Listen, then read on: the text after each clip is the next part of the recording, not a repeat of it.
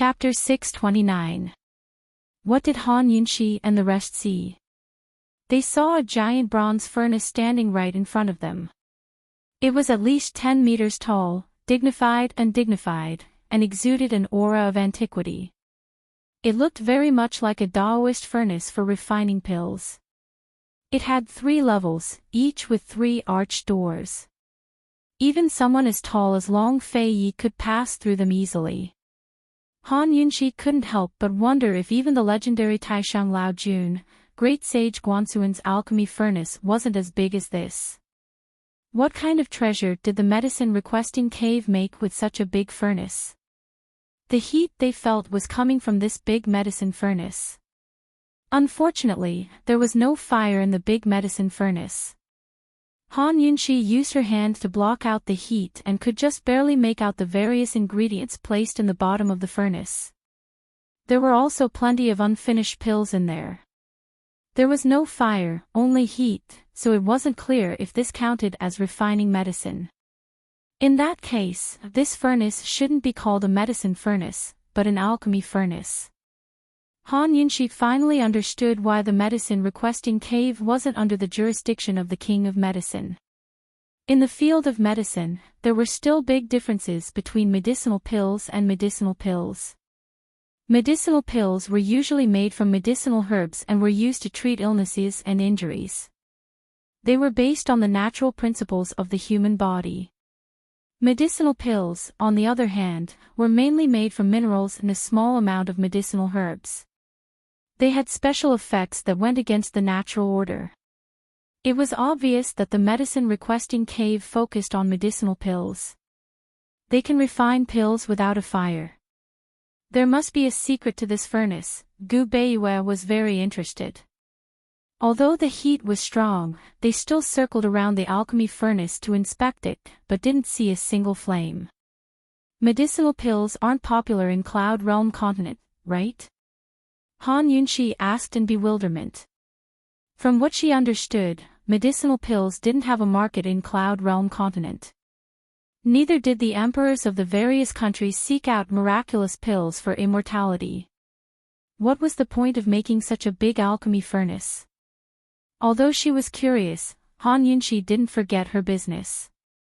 They had worked so hard to find the muscle-growing ointment. She shouted, "Is anyone there?" She shouted 3 times in a row, and the echoes overlapped. Other than that, there was no other response.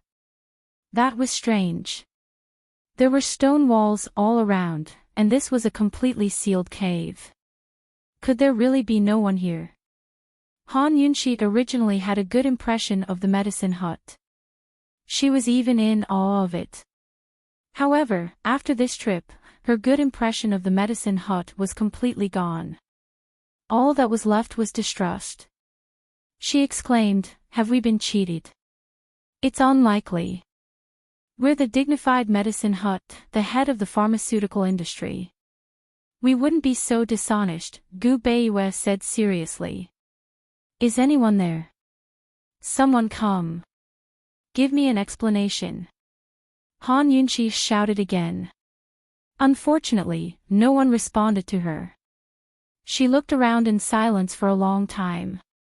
The entire cave was quiet, as if there really was no one here. Being in the heat for so long had made her heart burn with anger. Add that to the difficulties they'd faced along the way, and Han Yunshi's dissatisfaction with the medicine-requesting cave had reached its limit. She raged, "We've already passed the 3 trials, so what more do you want? Petty, wishy-washy, despicable, shameless. If you can't afford the medicine, then don't agree. If no one comes, do you believe this Wang Fei won't destroy this furnace?" Lil Thing and Mama Yunshi's hearts were growing more and more in sync. It stood on Gu Beiyue's shoulder and was already grinding its teeth. Abruptly, a strange voice rose up. "So noisy. Damned girl, you dare to threaten the old man's treasured furnace. The old man will give you one chance. Apologize to the old man's treasured furnace right now, or else the old man won't forgive you." There was someone. Where was he? Long Fei Yi and Gu Beiyue looked around vigilantly, but Han Yunxi wasn't afraid. She said coldly, "Stop pretending to be mysterious and come out." At this moment, an old man walked out from the top floor of the alchemy furnace. More accurately, he was an ugly old man. His neck was shrunk, his hair disheveled, and his face wrinkled like an old monster. Despite being as thin as firewood, he was dressed in loose black robes that concealed his body, leaving only his head exposed. He knew they were here for the survival muscle ointment and was looking for the medicine when Han Yunxi's ruckus gave him a headache. He looked down at Han Yunxi's group and said darkly, "Damned girl, apologize." "And if I don't?" Han Yunxi retorted. "You'll have to bear the consequences." The old man was furious. Han Yunxi ignored him and asked, "Where's your master? Tell him to come out immediately." "Who do you think you are to go back on your word?" The old man narrowed his eyes. He had heard Han Yunxi scolding him for being despicable, shameless, petty, and dawdling. He asked coldly, "What medicine are you here for?" "Muscle growth ointment." Han Yunxi answered. "Wait." The old man turned back to the alchemy furnace and went from the third floor to the first floor. He rummaged through the alchemy furnace and finally found a bottle of muscle growth ointment. He walked out of the arched door on the first floor and went straight to Han Yunxi. Up close, the wrinkles on the old man's face looked even scarier. Han Yunxi wasn't afraid, but Long Fei Yi still pulled her behind him immediately. He faced the old man. "You're the master of the medicine-requesting cave?" "That's right. Here, this is the medicine you asked for." The old man presented the muscle growth ointment to Long Fei Yi. His palm was so thin that only bones were left. His fingernails were longer than his fingers and were covered in medicinal stains. He said, "You're quite capable to be able to pass the 3 stages. He, since you're here today, old man can even afford spirit pills, let alone a mere muscle growth ointment."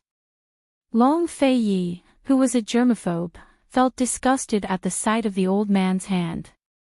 He picked up the muscle growth ointment with 2 fingers and didn't throw it to Han Yunxi. Instead, he threw it to Gu Beiyue and pushed Gu Beiyue away. Han Yunxi naturally wanted to leave. She had already gotten what she wanted, so what was the point of talking so much? Besides, it was so hot here. Who knew if she would get sick from staying here for too long? "Stupid girl, stop right there." The old man did not give up. "You want to leave after scolding me? It's not that easy." Han Yunxi turned around impatiently and snorted. "Don't tell me you don't know what your subordinates have done. Don't tell me you don't know that we've been waiting here for a long time. Despicable, shameless, petty, and dawdling. Am I wrong to scold you?" The old man sized up Han Yunxi and suddenly felt a sense of familiarity. All these years, only the boy he doted on the most dared to speak to him like this. Although he was familiar with her, the old man was still very angry. He was as stubborn as a child. "Old man, I don't care. No matter what, you have to kowtow and apologize to old man's furnace. You scared it." Han Yunxi almost suspected that there was something wrong with this old man's mind. She was in a hurry to apply medicine and treat Gu Beiyue's wounds, so she didn't fuss over it. Okay. Furnace, I'm sorry. I said the wrong thing just now. It was fine to apologize, but forget about kowtowing." Unexpectedly, the old man insisted. "Kneel down and kowtow." Before Han Yunxi could flare up, Long Fei Yi was the first to fly into a rage. "Pretending to be crazy and acting dumb. Don't be so shameless." The old man suddenly grabbed a ball of fire out of thin air. Seeing this, Han Yunxi and the other 2 were shocked. What the hell was this? Han Yunxi felt that it was already very impressive that she could grab poison out of thin air, but she didn't expect this old man to be able to make fire out of thin air. What kind of martial arts was this? Could it be related to this alchemy furnace that could generate heat without fire? Suddenly, Han Yunxi realized that this cave was filled with strangeness. Even the fire in the old man's hand was very strange. It was different from ordinary flames. Whoever passed the first round of medicine appraisal, stand aside, the old man said in annoyance. It seemed like he was going to let go of the person who passed the first round. Han Yunxi stepped out from behind Long Fei Yi. It was me. The old man was stunned for a moment before he raised his hand to extinguish the fire. He stared at Han Yunxi and muttered something with a conflicted expression. After a while, his facial features were all scrunched together. Coupled with the wrinkles on his face really looked like an old tangerine. He dragged his long black robe and paced back and forth as if he was in great pain. Han Yunxi was scared out of her wits. She thought that there must be something wrong with this old man's head. No matter how powerful a person was, they weren't scary. Lunatics were the scariest because you couldn't predict what they would do. Gu Beiyue and Long Fei Yi frowned as they watched. Both of them thought of the same person, medicine fiend Gu Qi Sha. Although there were many differences, there were still some similarities. Therefore, in their opinion, this old man was either pretending to be crazy or had a strange temper. No matter what it was, they didn't have time to waste here. They had to leave as soon as possible. This place was very strange and not a place to stay for long. Let's go. Long Fei Yi said in a low voice. Before they could move, the old man suddenly turned to look at Han Yunxi and sneered. TSK, I didn't expect a girl to be so capable. That old thing Sun Zhong was right to take you as his disciple. His tone was full of disdain for women. Han Yunxi didn't argue. Old senior, we've passed all 3 rounds and I apologize. Can we leave now? Han Yunxi had already secretly decided that if the old man made things difficult for them again, she would let the little thing out and eat all his medicinal pills, not leaving a single one behind. However, for some reason, the old man said, since you're already Sun Zhong's disciple, old man won't take you as his disciple. If you help the old man find someone, the old man will leave medicine requesting cave to you. How about that? Han Yunxi was even more certain that this old man was crazy. Crazy. In order to leave as soon as possible, she immediately agreed. Sure, who are you looking for?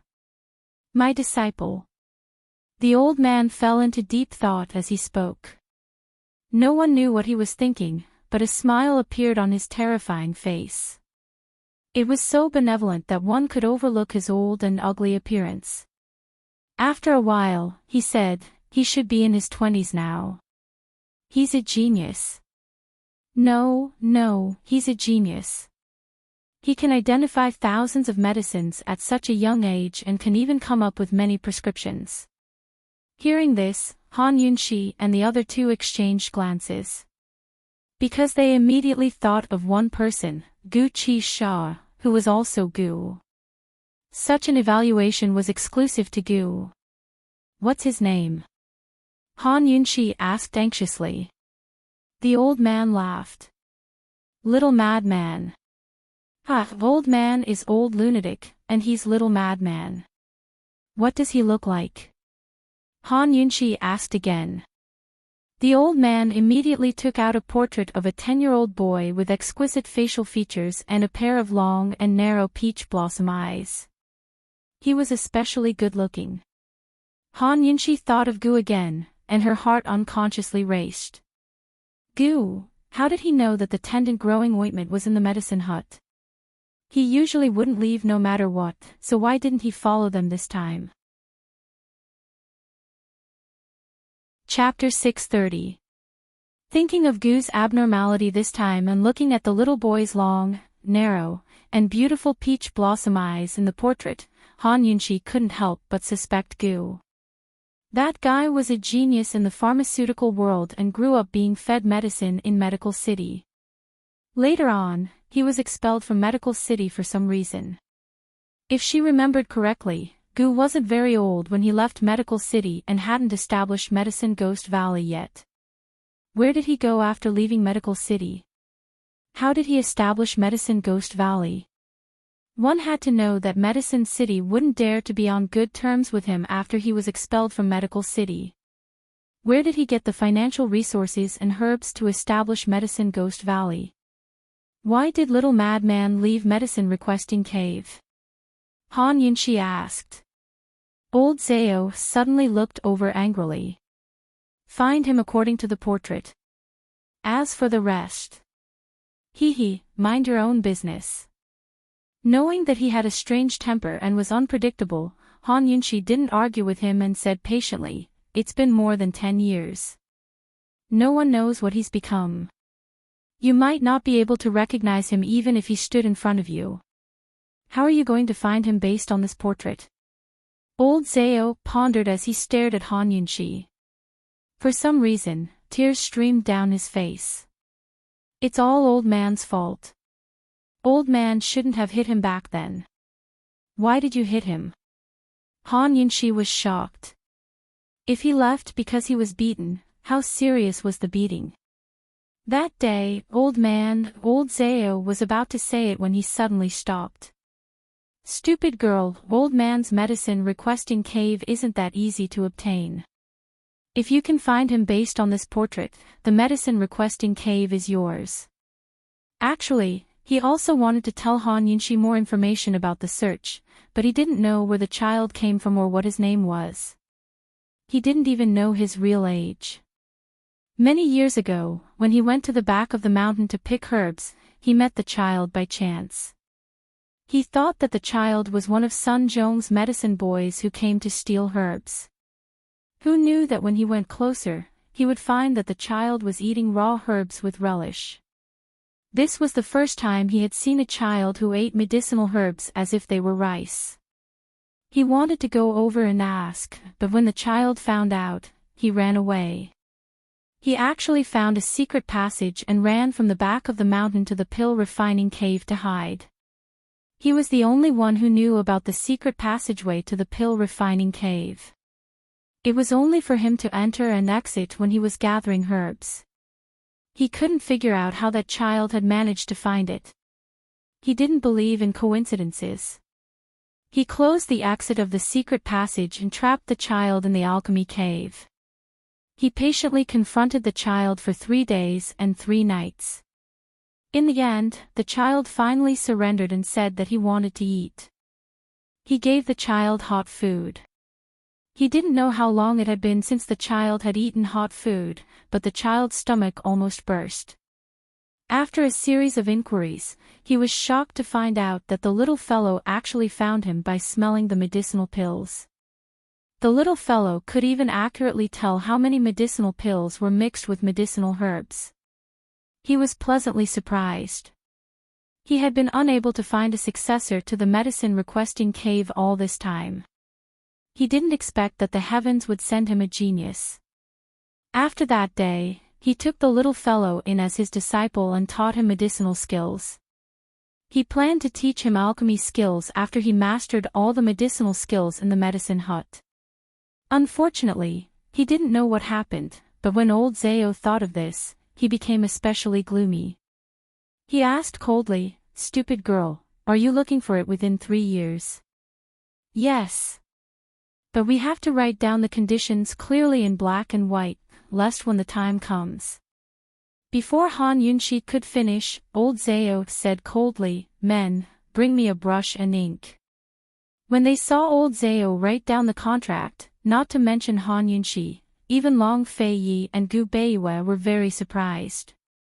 Although old Zhao had a strange temper and was unpredictable, he was very clear-headed. He wasn't a lunatic, nor was he a fool. He just found someone and gave her the medicine requesting cave. Han Yunxi really felt like she had been smashed by money. She didn't believe it. "Are you sure?" she asked seriously. "Why?" You can't find him for 3 years. Old Zhao asked disdainfully. Before Han Yunshi could answer, Long Fei Yi took the contract. It's a deal. What was there to hesitate about when encountering such a good thing? If old Zhao went back on his word, Han Yunshi wouldn't even have time to cry. This contract looked easy, but thinking about it carefully, it wasn't easy. If not for Han Yunshi's amazing appraisal skills, they wouldn't have met old Zhao, and old Zhao wouldn't have taken a fancy to Han Yunshi. It's a deal. Old Zhao had no regrets. The thing he felt most guilty about in his life was hitting that child.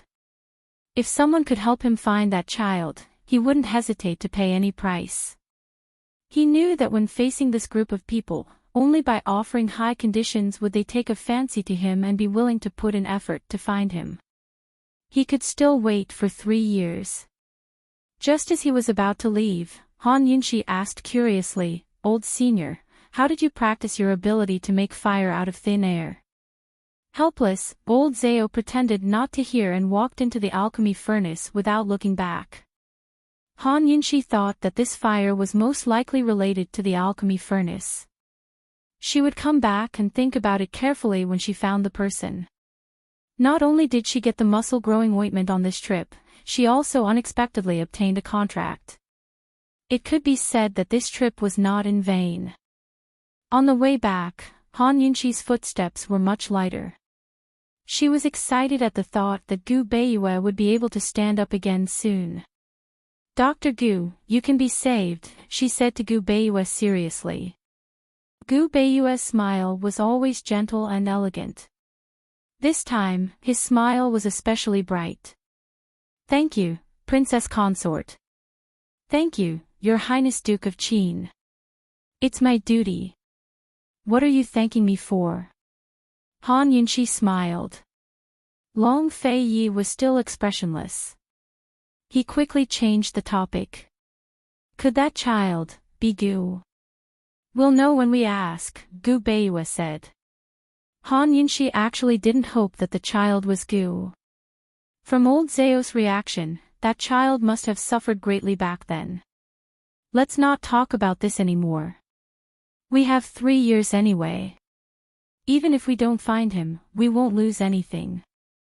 Let's hurry back and apply the medicine." She was looking forward to seeing Gu Beiyue stand up. As soon as she exited the cave, Han Yunshi saw a person who ruined her mood. It was the King of Medicine. The King of Medicine had been waiting here for a long time. He had thought that Han Yunshi and the others would come out after going in to get the medicine.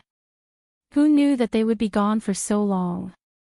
Han Yunshi and the other two tacitly treated the King of Medicine as heir. They walked around him and left without looking back.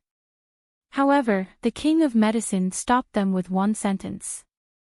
He said, "Han Yunshi, do you know how to use the muscle growth ointment?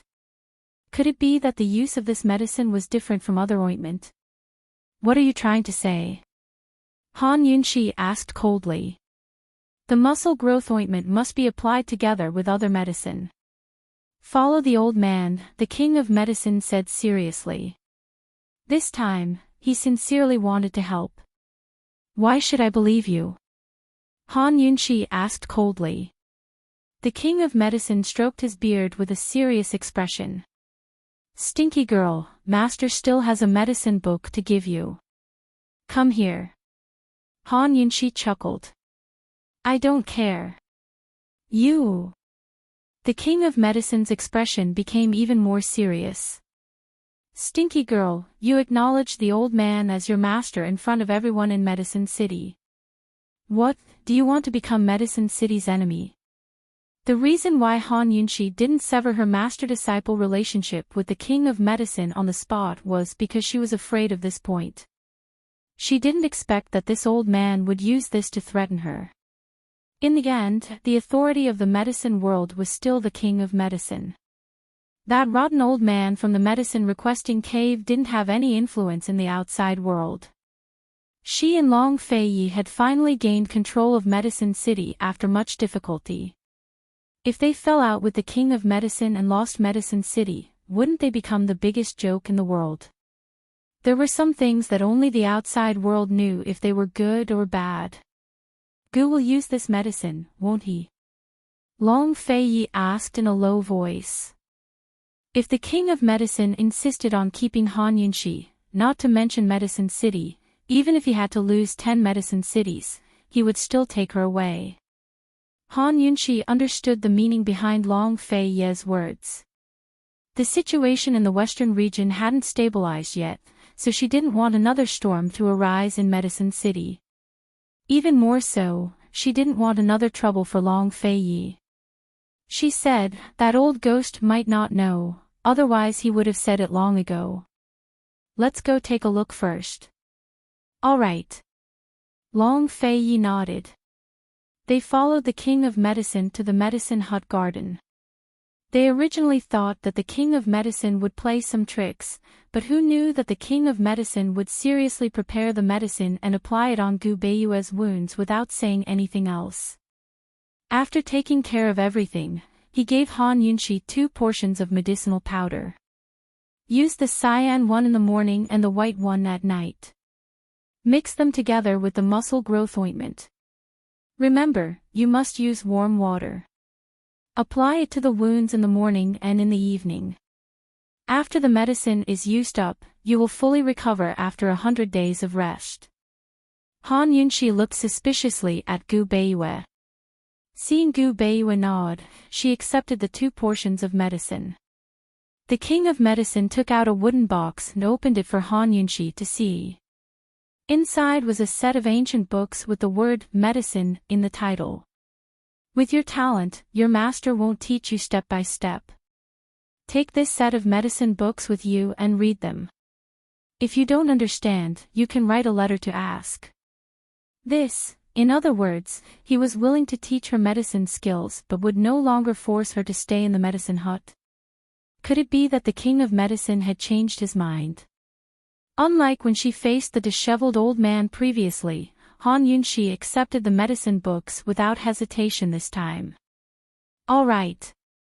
Although Han Yunshi was pleasantly surprised, Gu Beiyue wasn't surprised because Han Yunshi deserved these special cases.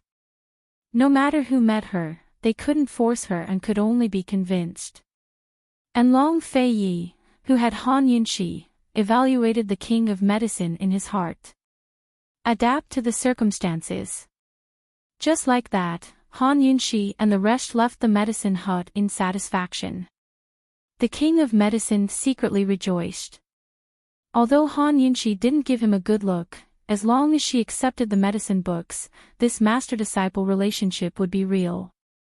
The medicine hut needed this kind of disciple. As for the successor who would guard the medicine hut for him, he could only slowly search for that person. His Excellency Pill King had given Han Yunshi an extremely difficult medicine tome so that she could write to him more often. That way, he'd be able to ease their relationship as master and disciple. However, not long after Han Yunshi left the medicine hut, she sent someone to deliver a complete set of medicine books to Mu Linger. She thought that this set of books would be more valuable in Mu Linger's hands than in her own. Mu Linger was now the pillar of support for Pill Fiend Pharmacy. By the time they returned to Yaoshui Prefecture, the muscle-growing ointment had been used up. Gu Beiyue examined his wounds several times and confirmed that the ointment was effective. He only needed to rest in bed for 100 days to fully recover. Han Yunshi's heart finally settled back into her chest. Mu Linger had sent a letter asking about Gu's whereabouts, and Han Yunshi was also looking for him. She had to ask about the disheveled old man. She hadn't even looked for Gu when he came knocking on her door. "Poison lass, I have something to tell you." Chapter 631. Gu had great news to tell Han Yunshi, but Han Yunshi was shocked. She hurriedly put away Mu Linger's letter and did not notice what Gu had said in her panic. Gu looked behind her suspiciously, but Han Yunshi quickly diverted his attention. "You're finally back. I have something very important to tell you." Gu did not take it seriously and asked suspiciously, "Poison lass, what are you hiding behind your back? Goo, do you know that there's an elixir refinement cave in the medicine requesting cave? Han Yunshi asked anxiously. A complicated look flashed past Goo's eyes. He did not pursue the matter of what Han Yunshi was hiding behind her back. He smiled and said, I've never been there. How would I know? Han Yunshi felt that he was a little strange, but she could not pinpoint exactly what was strange about him. She asked again, there's a very strange alchemy furnace in the elixir refinement cave. There's no fire, but it heats up. Do you know about it? Goo almost nodded, but luckily he reacted quickly. Didn't I just say that I've never been there? How would I know? Are you an idiot? Oh. Han Yunshi continued, there's also a terrible old man in the elixir refinement cave. He has a very strange temper. He's comparable to you. Poison lass, you're comparing Chi brother to a terrible old man. Goo was angry. He's very similar to your disguise in the medicine Ghost Valley. He wears a black robe, his hands are very thin, and he laughs strangely. Han Yunshi said seriously. Seeing Gu Chishao's strange expression, she continued, but there's one thing that's completely different. What? Gu was indeed curious. That terrible old man is very pitiful, but you're not. You're more detestable. Han Yunshi laughed. Gu did not retort after being called detestable. He asked, how is that old man pitiful? Was this concern? Previously, Han Yunshi was only guessing. Now, she was basically certain that Gu was the child in the portrait. Because, based on her understanding of him, if it wasn't an old acquaintance or someone important to him, he would never ask about it. After this guy was expelled from Medical City, he should be hiding in the medicine hut. Why did the disheveled old man hit him? Was he not going to return just because he was hit? Han Yunshi knew that no matter what the situation was, this was a sad past. Gu might not be willing to let others know. The contract was precious, but Gu's privacy was more important. Han Yunshi decided not to ask. Because he's detestable. The 3 trials of the medicine requesting cave were especially difficult. We almost died inside. Han Yunshi said seriously. What does this have to do with pity? Gu frowned. Take a guess. Han Yunshi smiled. Gu's frown deepened. What does it have to do with? Because a detestable person must have a pitiful side. Han Yunshi laughed out loud. Stupid. So, was she joking? Boring. Gu rolled his eyes at her. Han Yunshi secretly heaved a sigh of relief, knowing that he would not ask anymore. Gu did not ask anymore. He was so distracted that he forgot the good news he wanted to tell Han Yunshi. He drank a few mouthfuls of tea and left. Han Yunshi followed a few steps, but unfortunately, Gu climbed over the wall and disappeared. Seeing him like this, Han Yunshi was even more certain that the disheveled old man was looking for Gu. After Gu left the courtyard, he did not stop for a day and went straight to the medicine hut. He did not know what he was doing here. He would never step into the pill refinement cave again in his life, and he would never see his master again. He was sitting on a tall tree in the mountain behind the pill refinement cave, overlooking the exit of the secret passage. He was waiting. 3 days and 3 nights later, when the Pill King came out of the secret passage, he immediately turned around and left without a second look. He ran like a madman all the way back to Yaoshui Prefecture. When the horse stopped, he was so tired that he fell off and lay on his back on the grass, viciousness flashing through his eyes. He thought that not going back for revenge was already the greatest mercy he could have shown. He didn't get up even when the sky turned dark. Instead, he unknowingly fell asleep. This night was a nightmare. In his dreams, apart from Medical City, there was only the Pill Refinement Cave, Xiaoqi had left Medical City and come to Medicine City only to avoid Academy head Gu's pursuit, not to make a living with his medical skills. He looked down on all the clans in Medicine City and knew that no one would dare take him in. He had set his sights on the medicine hut. Its isolation from the world allowed him to conceal his identity and live in seclusion. Despite his young age, Xiaoqi was more considerate than an adult. How could his young heart tire? He thought of a foolproof plan to meet the king of medicine by chance. But by the time he snuck into the medicine forest and found the medicine hut, he was already exhausted. He didn't have any dry rations on him, so no matter how much he hated medicine, he had to rely on it to survive. He found a secluded medicinal field and secretly ate herbs for several days. It wasn't until he met the old man who made medicinal pills that Xiaoqi finally got to eat hot food. He never thought that he would have a master, much less a master who was like his own grandfather. His master cooked for him every day, taught him medicine and martial arts, and even found ways to get him candied haws from outside. It was as if he had returned to his childhood in the poison sect's forbidden grounds. Carefree, loved, and protected. No one knew that no matter how much hatred filled his heart, those happy times in the poison sect's forbidden grounds would forever occupy a corner of his heart. Although he didn't want to admit it, he still longed to go back to his childhood. His master's kindness meant that he didn't have to rush to grow up. Xiaoqi had already secretly vowed to accompany his master for the rest of his life and never leave the pill-refining cave. But on that day, all his kindness was replaced by hatred. That day, Xiaoqi was practicing martial arts next to the alchemy furnace as usual when he accidentally kicked it. He sat on the ground in pain and hugged his leg, unable to move. Unexpectedly, a flame suddenly smashed into Xiaoqi's back. Then his master flew over and scolded him, "Little brat, how dare you be so rude to the old man's precious furnace?" The flames burned Xiaoqi's clothes. Fortunately, he reacted in time and rolled on the ground to extinguish the flames. Before he could understand what was going on, his master opened another flame. This time, Xiaoqi was thoroughly shocked. "Master!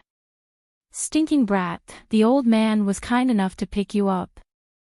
How dare you be so rude to the old man's precious furnace?" His master was as ruthless as a devil. Xiaoqi hadn't thought of his father in a long time.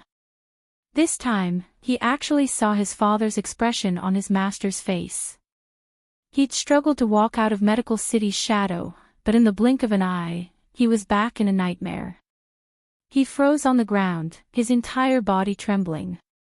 Seeing his master approach step by step, he felt like he was back in Medical City's secret room. He wanted to run, but he couldn't move.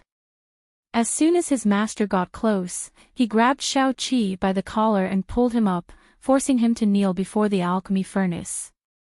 "Kowtow. Apologize." "No." Xiaoqi was stubborn. No matter how scared he was, he would never bow his head. "You're courting death." His master slapped Old Seventh's neck, forcing him to bow his head.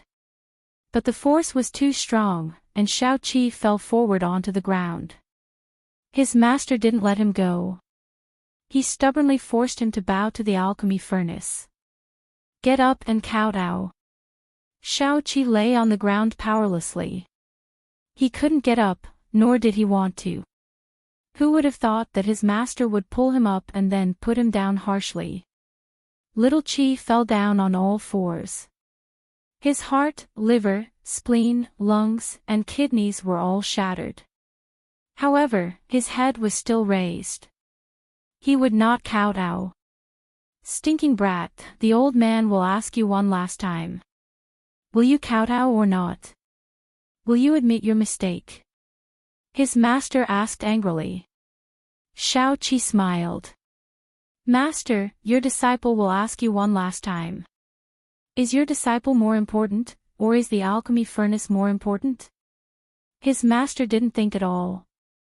"Of course the furnace is more important."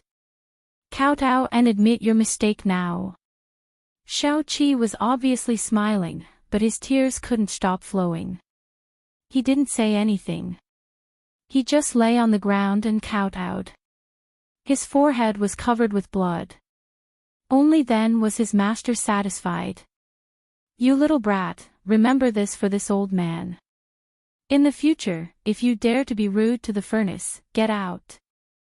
The old man doesn't care about you. After he finished speaking, he staggered a few steps back.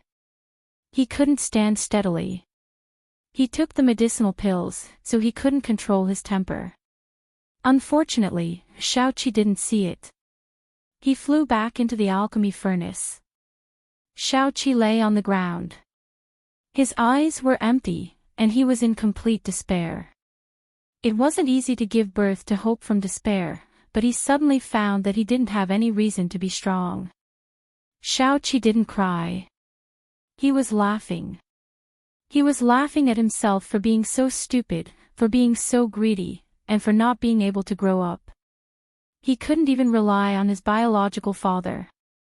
How could he be so stupid to trust an old man? That night, his master fell asleep because of the medicinal pills. Xiao Qi stole all of his silver, all of his medicinal seeds, and left through a secret passage. When the sun shone on Gu's face, Gu immediately opened his eyes. He had completely forgotten what he had dreamed of last night. He raised his head and faced the sun. His lips curved into a smile that was even more brilliant than the sun. He jumped down from the tree and went straight to Long Fei Ye's courtyard.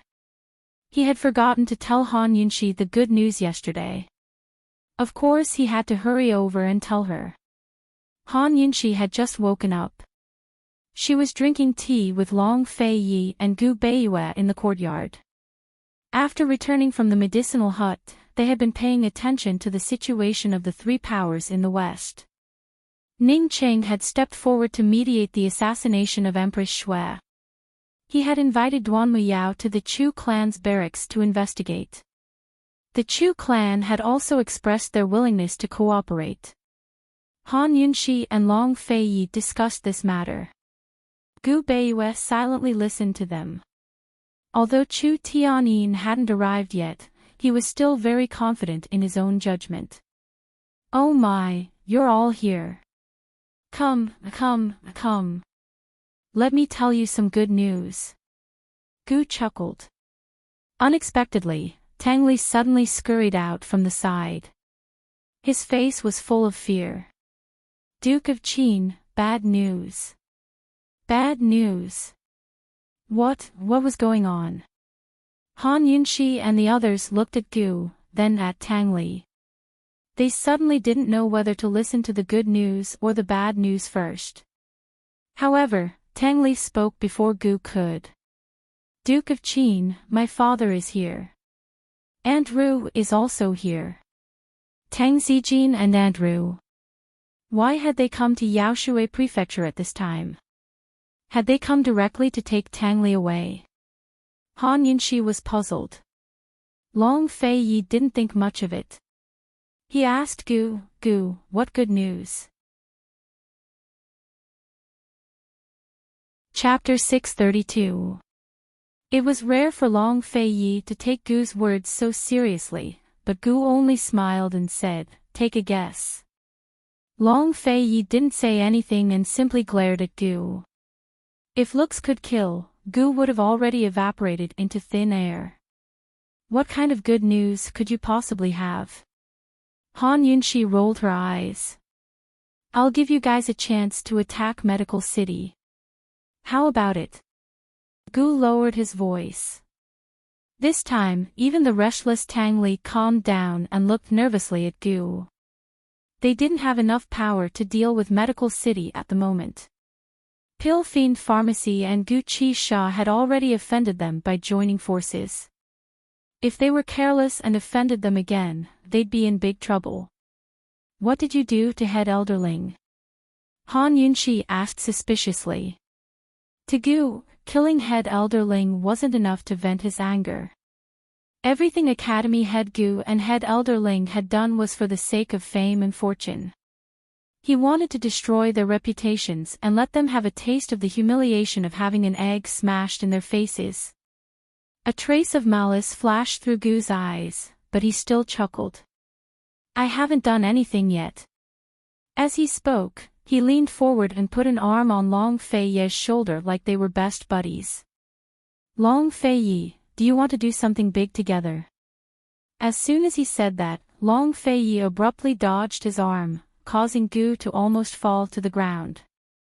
Everyone looked over, causing Gu to feel incomparably embarrassed. Long Fei-Ye, on the other hand, acted as if nothing had happened. What kind of trick? Let's hear it. Except for Han Yunxi, anyone who provoked Long Fei-Ye, regardless of gender, friend or foe, was asking for a snub.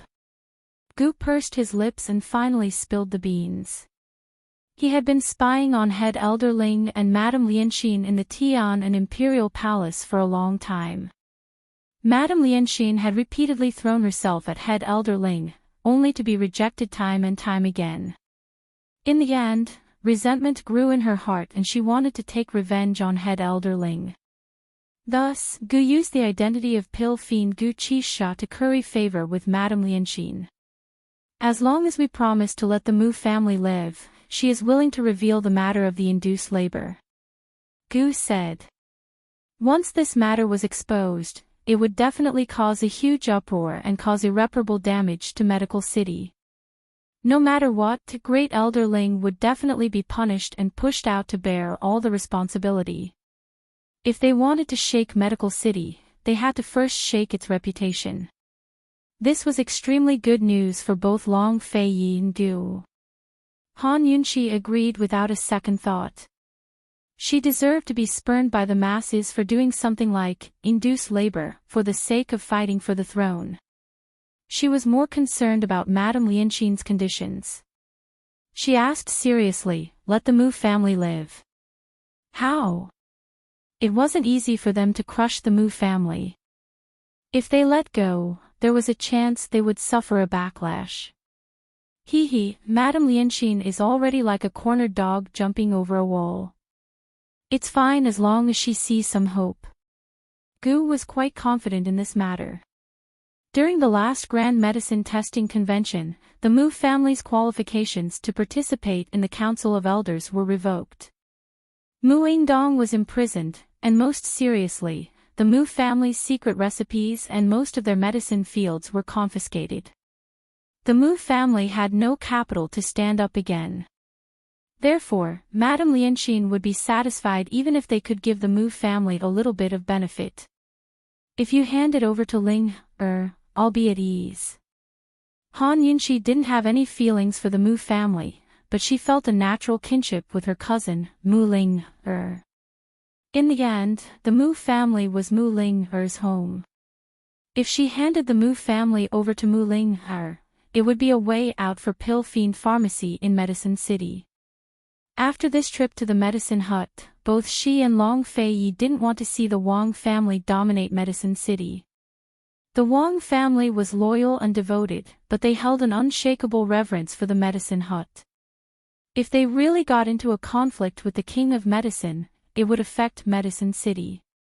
If the Wang family had no choice but to switch sides, they would have no way out. If Mu Ling took control of the Mu family and slowly cultivated her own power, it would be a good idea. At the very least, with Mu Ling-er's temperament, Han Yunxi firmly believed that she would never oppose Pill Fiend Pharmacy. Moreover, Han Yunxi doted on Mu Ling-er too much. She couldn't bear to see her young daughter carry the infamy of being a sinner of the family. Gu was very disdainful. What can that little girl do? You can help her, can't you? I think I'll leave this matter to you and her to handle. Han Yunxi happily decided. What kind of scheme? Long Fei-Ye interjected. He approved of handing the Mu family over to Mu Ling-er and rebuilding it. What he was most concerned about was how to prevent Medical City from finding out about the mastermind behind the scenes and how to prevent Madame Lianxin from betraying them. I'll have to ask you about this matter. That little girl Ling is pure and kind.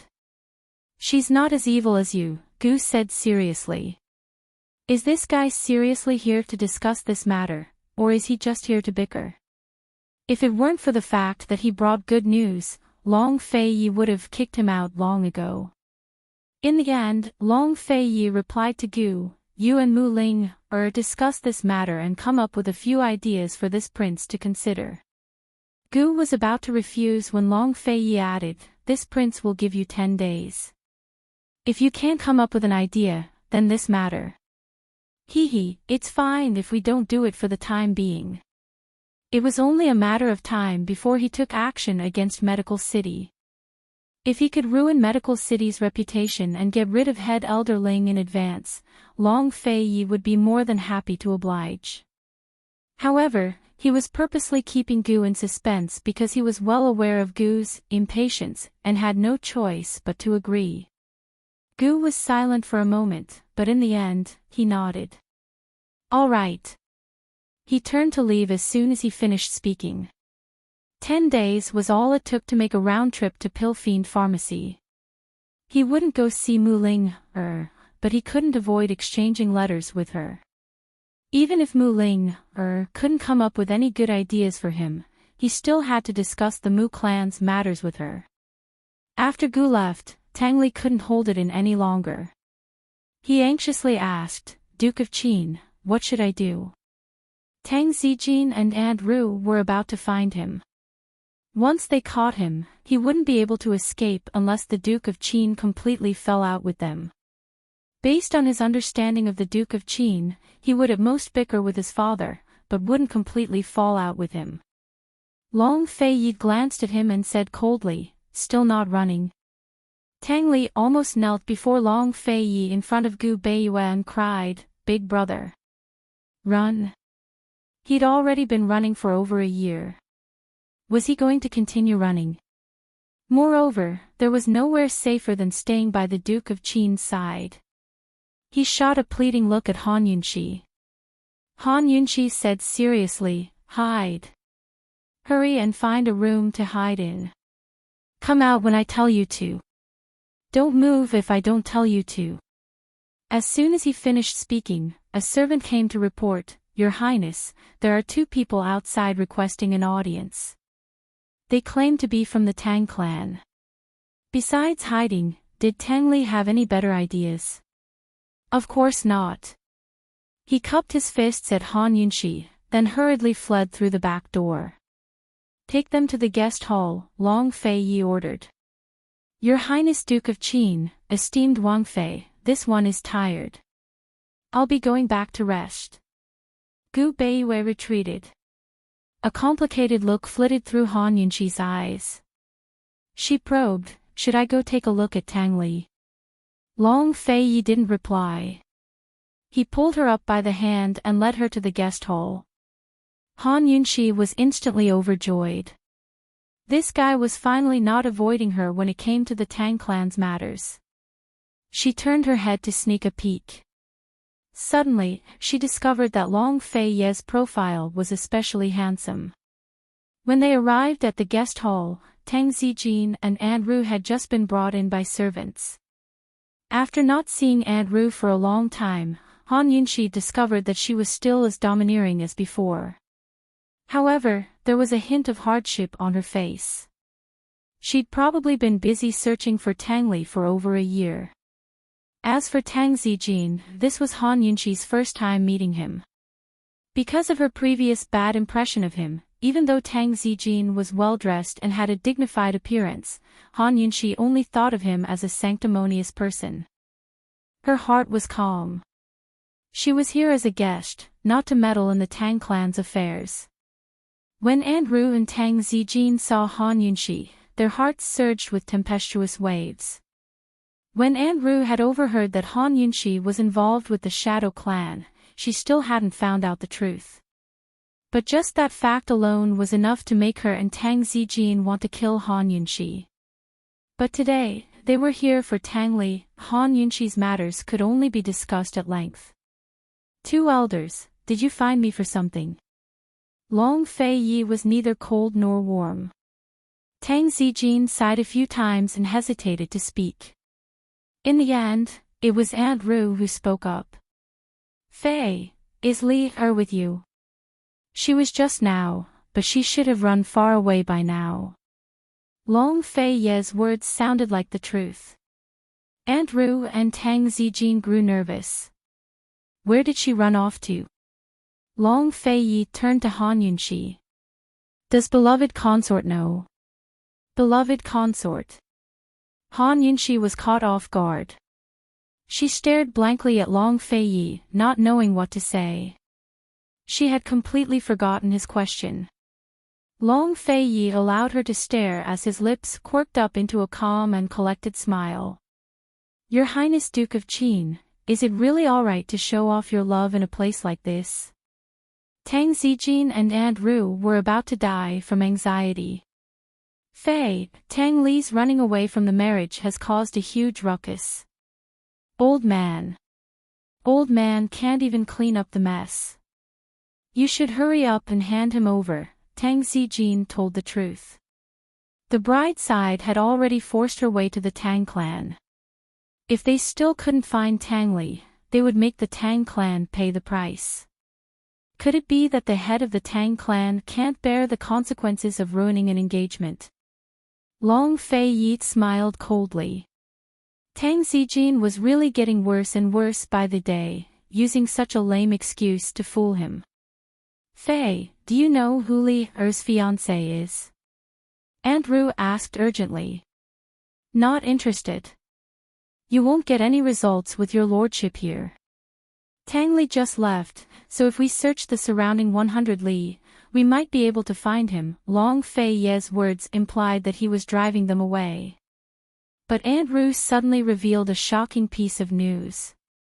Fei, Li Er's fiancé is from Celestial Mountain. Long Fei Yi grew angry at these words. He slammed the table and stood up. Han Yunxi was given a fright. It had been a long time since she'd seen Long Fei Yi so angry. She was stunned as well. She never expected Tang Zijin to hook up with someone from Celestial Mountain. Was there a hole in his head? Long Fei Yi was already a disciple of Tianshan Kenzo, so the Tang clan had no reason to form a marriage alliance with Celestial Mountain. Judging from his and Aunt Ru's panicked expressions, the bride's side couldn't be any ordinary girl from Celestial Mountain. Who is Celestial Mountain? Long Fei Yi asked coldly. Chapter 633. Who was Tang Li's fiancée on Celestial Mountain? She's your martial uncle Tsang Qiuzi's only daughter, Tsang Qiuying, Aunt Ru replied. Tsang Qiuying. Han Yunxi mused that she might as well call her Little Fly Tsang instead of Little Fly Tsang. Does that mean I can call her Daddy Big Fly Tsang now? Han Yunxi had never met Tsang Qiuzi before, but she had long hated the man who held Tianshan Kenzo's second in command. Last time, Duanmu Yao had tricked Long Fei Yi away because of Tsang Qiuzi. Han Yunxi had always wanted to visit Celestial Mountain. Besides meeting Long Fei Ye's master, her second priority was to settle accounts with Tsang Qiuzi. Who knew Tang Zijin would hook up with Tsang Qiuzi? Tang Li really should have run away from this marriage. She decided to help Tang Li run away wholeheartedly from now on. Tsang Qiuzi's daughter. Long Fei Yi looked at Tang Zijin. The Tang clan has some skills. Tang Zijin couldn't understand Long Fei Ye's anger. Fei, Tianshan Kenzo never knew about our friendship. Speaking up to here, he still paid attention to Han Yunxi and didn't tell her the truth. Neither he nor Aunt Ru knew how much Long Fei Yi had told Han Yunxi about the Tang clan, but one thing was certain, Long Fei Yi would never reveal his identity as East Qin's imperial heir. Until everything was set up, they could only bury it deep in their hearts. Once everything was ready, the secret would explode like a bolt of lightning, shaking the heavens and earth and shaking Celestial Mountain. Rather than betting everything on Kenzo, why don't we leave a way out for Tsang Qiuzi? Moreover, this Tsang Choying controls many businesses under Celestial Mountain's name. She's someone who can take care of business, Tang Zijin suggested. Although Tang Zijin does not know the real situation of the old man in Kenzhou and the internal strife in Tianshan Kenzhou, Long Fei Yi is very clear. He is Kenzhou's eldest disciple, and he might not be able to suppress Tianshan Kenzhou.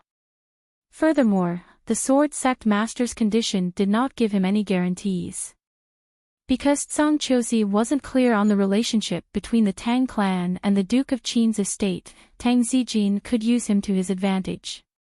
Objectively speaking, Tang Zijin's actions were thorough and prudent. However, Long Fei Yi could not accept Tang Zijin using Tang Li's marriage like this. If Tang Li married someone else, he might be able to cast her aside, but once he married Tsang Chozi's daughter, he'd be bound to her for the rest of his life. Tsang Chozi would never allow his daughter to suffer any grievances in the Tang clan. Fei, just where is Tang Li? Tang Zijin asked anxiously. A few days ago, Tsang Chozi sent a letter threatening the Tang clan. If they don't hand over Tang Li now, they'll have to bear the consequences. Long Fei Ye's face was stiff as he remained silent. Han Yunxi felt a little uneasy. She'd seen Long Fei Ye's ruthlessness before. If Tang Zijin could sacrifice his son's happiness like this, to say nothing of Long Fei Yi. Tang Zijin's move was truly for Long Fei Ye's sake. Long Fei Ye's silence left Tang Zijin and Andrew anxious on the sidelines. Fei, where is he? Andrew's voice was filled with anger. Li can't hide from this for the rest of his life. If he comes back with me now and admits his wrongs and apologizes, Tsang Chozi might forgive him. If this drags on, he'll have no chance to turn back. Fei, you're not protecting him, but harming him. A complicated look flickered past Long Fei Ye's eyes, but he remained silent. Han Yunxi looked at Tang Zijin and Andrew's panicked expressions and wished she could give them a good scolding. If they'd done this earlier, why did they have to do this in the first place? To put it bluntly, Tang Li's current predicament was all their fault.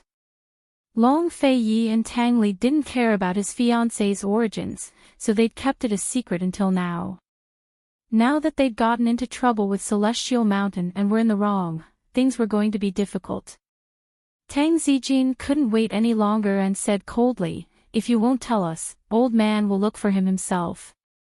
As soon as he spoke, Aunt Rue moved even faster. She rushed out the side door and headed for the rear courtyard as if she could find Tang Li if she went faster. Tang Zijin wouldn't go so far as to let the servants search, but he and Aunt Rue dared to look for him on their own. Long Fei Yi didn't stop them, but glanced at Han Yunxi before sitting down. Trouble. Han Yunxi understood. Long Fei Yi nodded. Of all times, they had to provoke Tsang Chozi at a time like this. Last time, Duanmu Yao had invited Tsang Chozi to trick him. This time, she'd used Celestial Mountain's name to assassinate the Chu clan. This proved that Duanmu Yao and Tsang Chozi were close. Last time, he'd sent Tang Li to Celestial Mountain without finding anything.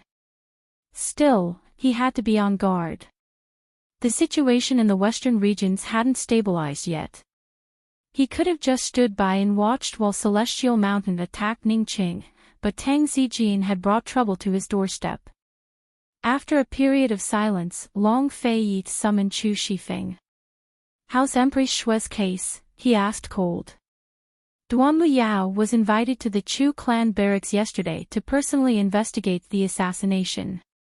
"She hasn't found any details yet," Chu Shifeng replied. "Just her alone?"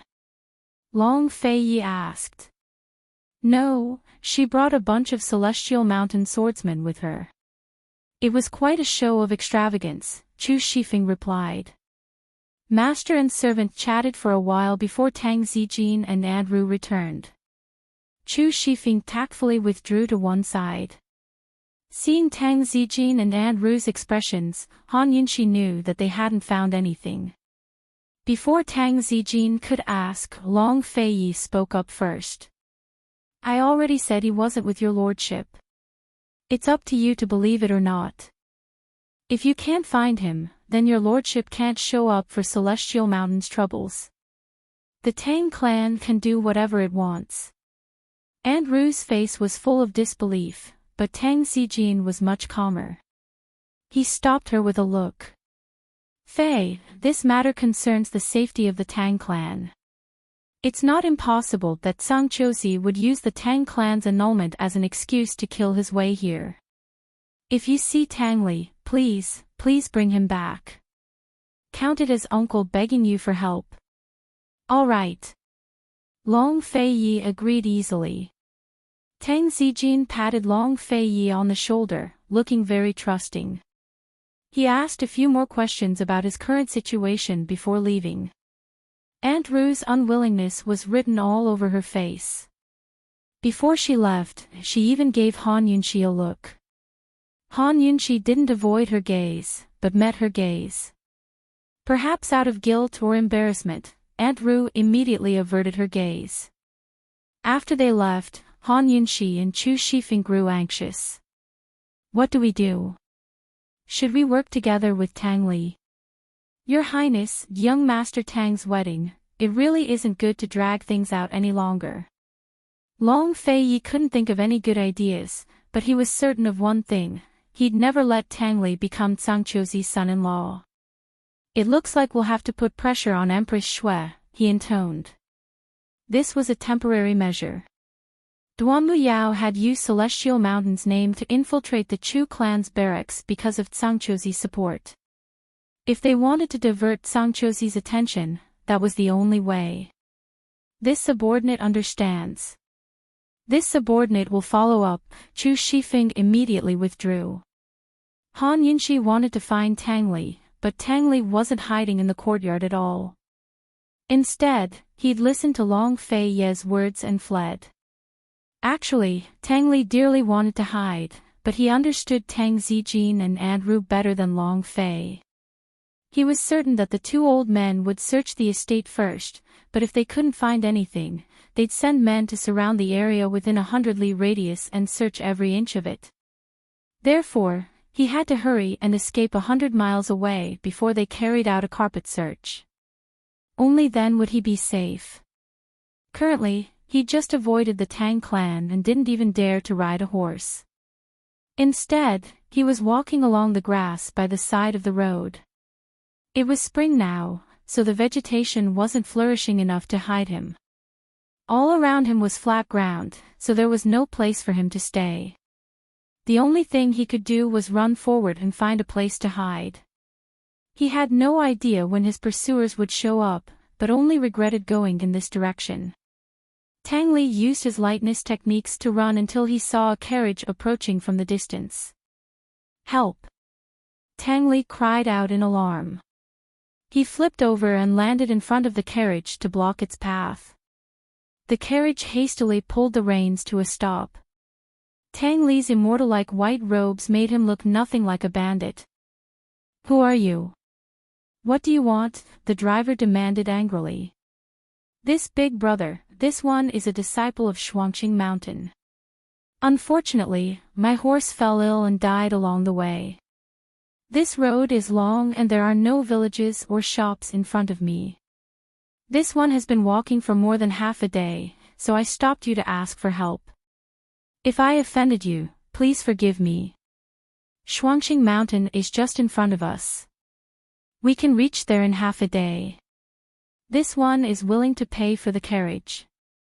Tang Li finally stopped ruining his image. He was dressed in a white robe and his hair was tied up with a jade hairpin. He was polite and elegant. He looked up after he finished speaking. At that moment, the person in the carriage lifted the curtain and looked over. He was as handsome as an immortal. What Tang Li saw was a woman dressed as a man. Her hair was tied up neatly. Her facial features were very distinct and her figure was thin. Although she was dressed as a man, it was easy to tell that she was a woman.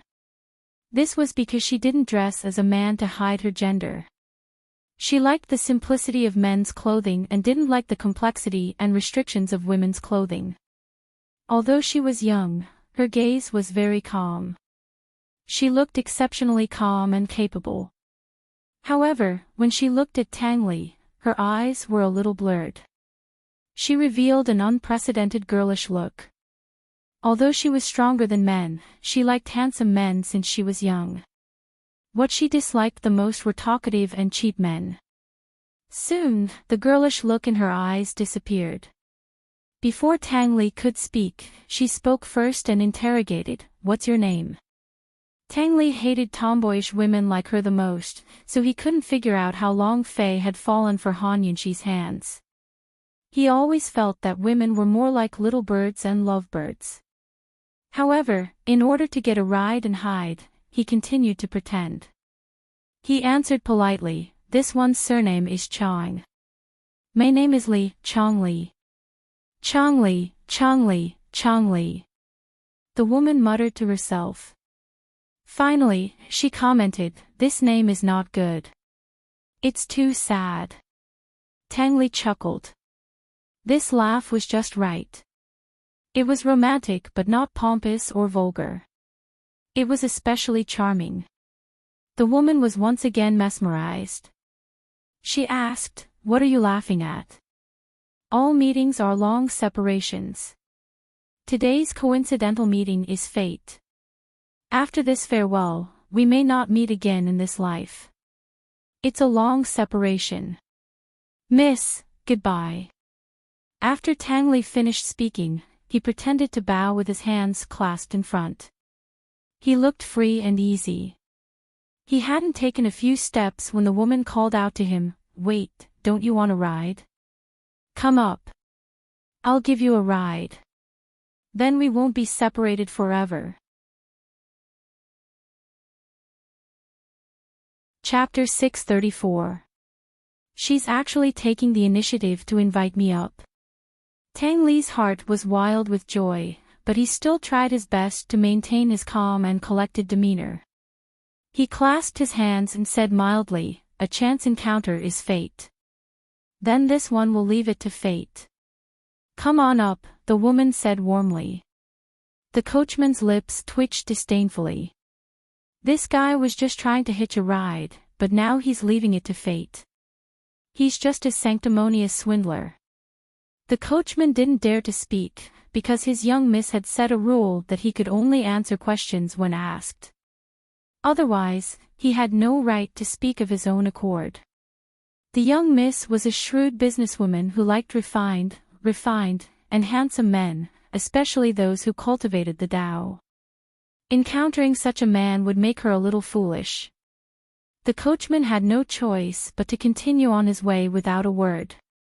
Tang Li sat in the carriage and calmed his restless heart. It was better to hide in a carriage than to run around on his own. They were heading in the direction of Long Fei Ye's side courtyard, which was the opposite of the direction he'd fled in. As the saying went, the most dangerous place was also the safest place. Father and Aunt Ru would never guess that he'd turn back so soon after escaping. Tang Li was lost in his own world while the woman leaned lazily against the seat, one hand propping up her head as she studied him with interest.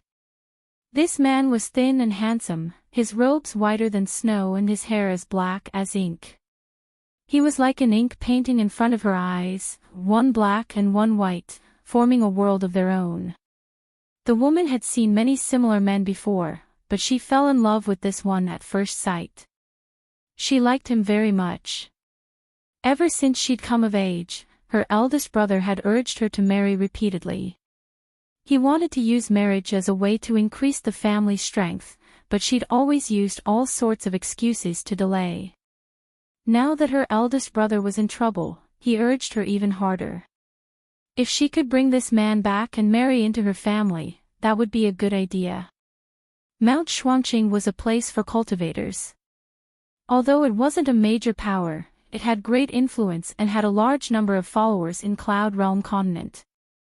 "Sir Changli, are you going back to Mount Shuangqing?" the woman asked. Only then did Tang Li recover his wits and lie at his fingertips. "Exactly. If you follow this path, you'll reach the foot of Mount Shuangqing in about half a day. Which master of Shuangqing Mountain is young Master Changli's disciple? The woman asked. Long Fei Ye's residence was at the foot of Shuangqing Mountain. Tang Li knew a little about it, so he replied, I am the eldest disciple of the Sky Mystic Master of the Qingyun Palace on Shuangqing Mountain. The woman was overjoyed. There were 3 great palaces on Shuangqing Mountain. Among them, the Azure Cloud Palace was the main palace. The Sky Xian Master's reputation and prestige were the greatest. His eldest disciple could also be considered a character. She nodded in satisfaction and waited for Tang Li to ask her name and identity. But to his surprise, Tang Li did not ask anything. Instead, he closed his eyes and sat there quietly. His hands were placed on his dantian, as if he was meditating and cultivating. If Han Yunxi saw how quiet Tang Li was, she would definitely think that he had been poisoned and turned mute. As the woman watched, she liked him more and more. She wondered if she should go up the mountain with young Master Changli and directly meet with the Sky Xian Master to discuss the matter of marrying into the family. Although Shuangqing Mountain was quite famous, in terms of strength, it was not on the same level as her family. She was confident that she could suppress the Sky Xian Master and make him agree to marry young Master Changli to her. She decided to settle the marriage herself and then go back to inform her big brother. It would be best if she could cook the rice. When the time came, no matter how angry or dissatisfied her big brother was, he would not be able to do anything to her. She knew that if her big brother had the power to decide on her marriage, he would definitely find her a husband's family that was on par with her family's. In this way, she would not be able to find a husband and could only get married. Once she married into a large family, many things would be out of her control. Thinking of this, and looking at the very satisfied young Master Changxian in front of her, the woman secretly made up her mind. In the next few days, she would definitely settle the matter of her marriage. She thought that as long as it was the type she liked, after marriage, as long as there was time, she would be happy to slowly cultivate feelings for him. The carriage continued to move forward. The Tang sect seemed to be sitting quietly, but in reality, they were paying attention to the movements around them. He had to be on guard against running into people from the Tang family. He did not know that the woman in the carriage had an extraordinary identity. He also did not know that the carriage did not follow the original path, but instead avoided the main road and took a secluded path. Therefore, he did not have the chance to run into anyone from the Tang family. At this time, not only were the people from the Tang family looking for him, even Long Fei Yi and Han Yunxi were looking for him. Tang Li was not an idiot. He could tell that the woman in the carriage was not simple. Therefore, he was very quiet the whole way. When it came to lying, the more you said, the more mistakes you made. Half a day was still very long. Tang Li secretly opened his eyes several times to look at the woman, only to see her lazily leaning against a high pillow to take a nap. Although she was dressed as a man, she looked like a high and mighty queen, arrogance and haughtiness written between her brows. Tang Li thought, whoever marries this kind of woman will be unlucky. The woman suddenly opened her eyes, took out a clean handkerchief from the side of the luggage, and moved closer to Tang Li. Although this woman was dressed as a man, her languid and lazy posture as she slowly moved closer had a different kind of charm. Tang Li secretly looked at her, like an old monk in meditation, indifferent. Unexpectedly, this woman actually held on to Tang Li's shoulder with one hand, and used the handkerchief to stroke Tang Li's face with the other hand. Tang Li smelled a faint fragrance. He became alert, hurriedly opened his eyes, and retreated. After confirming that there was no big problem with the fragrance of the handkerchief, he pretended to be frightened. "Miss," the woman burst into laughter. "Young master, what are you afraid of? I just saw that you were sweating profusely and that you were meditating, so I wanted to wipe your sweat for you." She really gently wiped Tang Li's sweat. Tang Li hurriedly stopped her. Many thanks, miss. I can do it myself. The woman didn't force it. After giving the handkerchief to Tang Li, she retreated to her seat. Tang Li awkwardly wiped his sweat. No matter how he looked at it, he looked like a tender and shy little fresh meat. However, his heart was full of disdain. He, young Master Tang, had never lacked women. This kind of woman who threw herself at him was the most disdainful. He didn't even care about the handkerchief in his hand. After wiping his sweat twice, he returned it. However, he didn't know that the fragrance of the handkerchief mixed with sweat would become a strong aphrodisiac. In a short time, it would seep into the human body through the skin.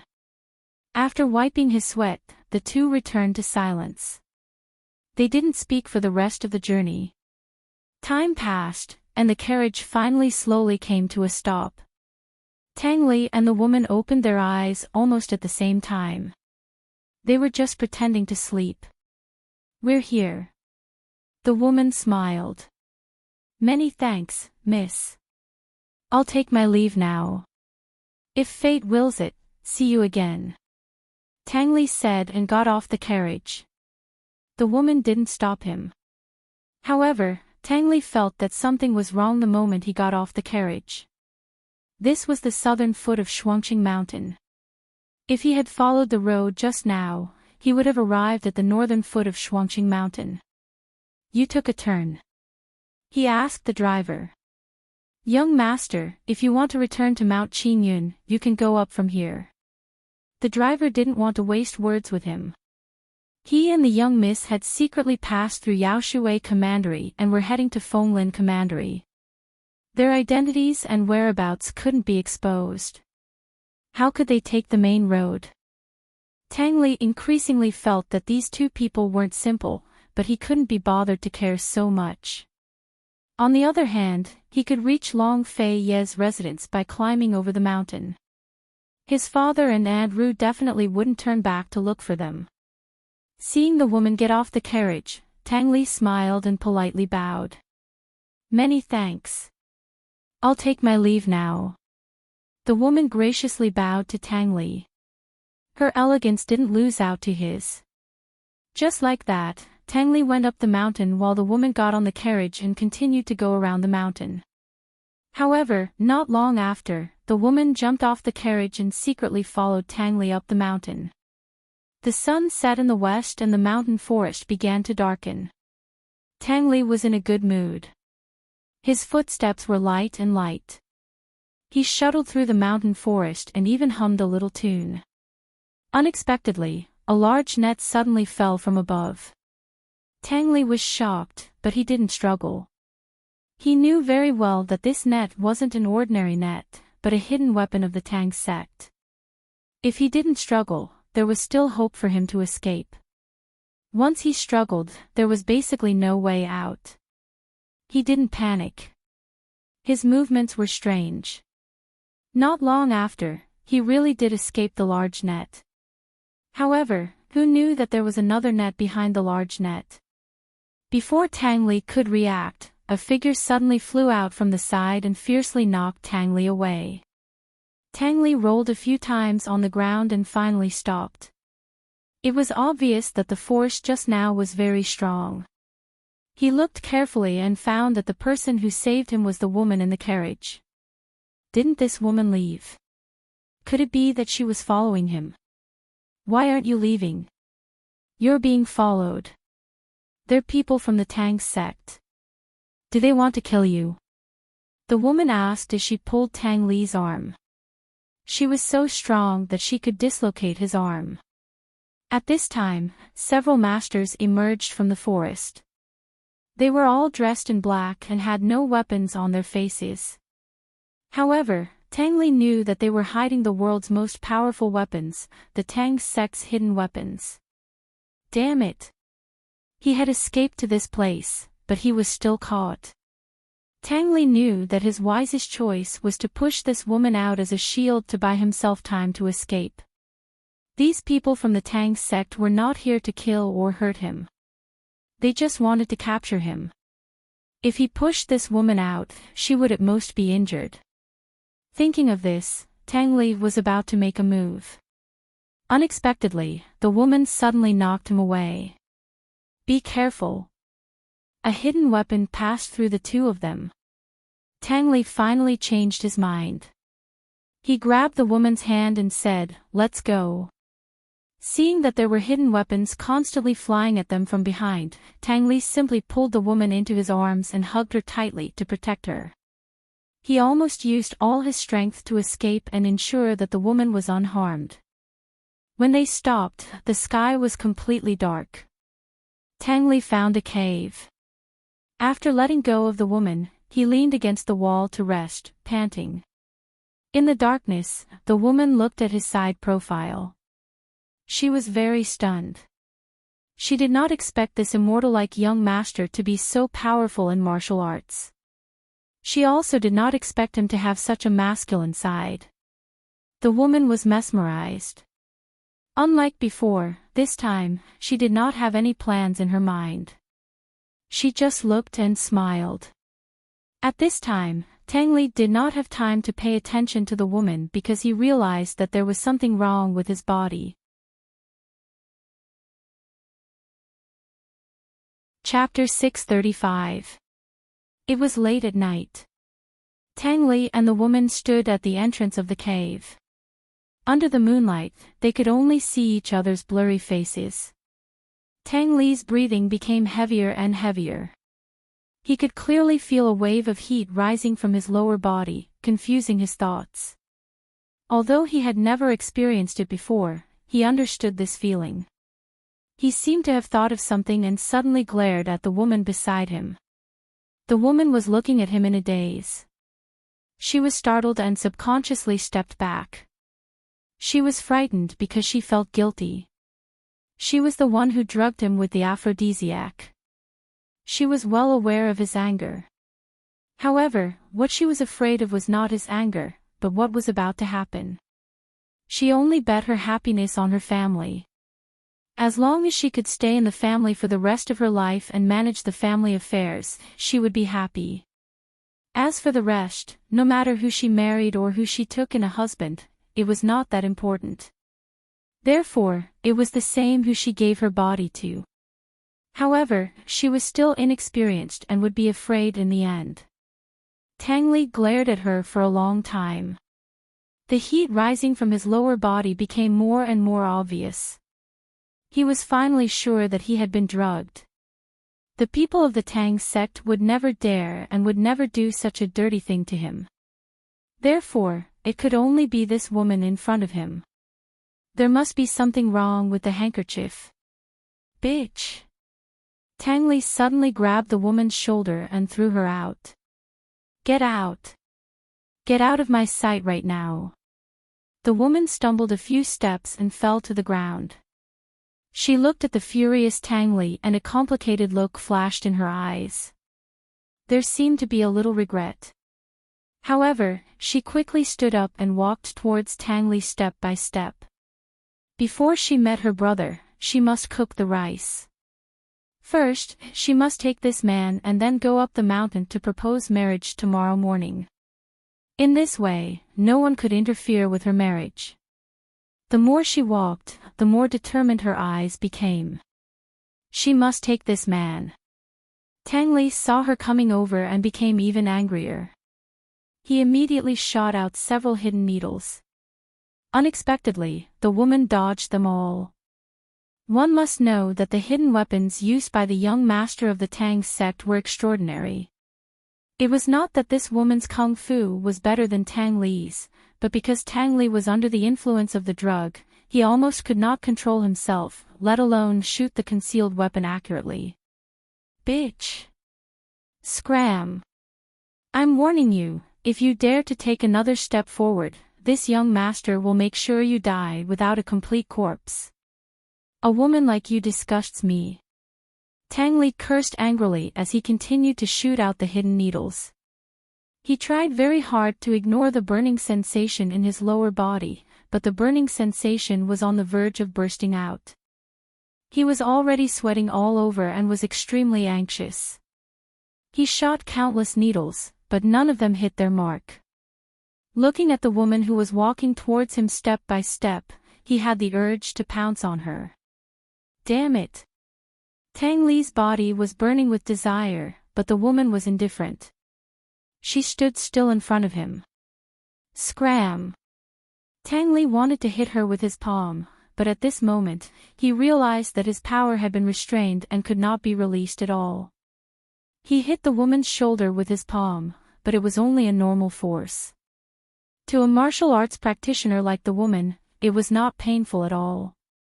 His slender fingers clenched tightly onto the woman's clothes. You want to be cheap so much, huh?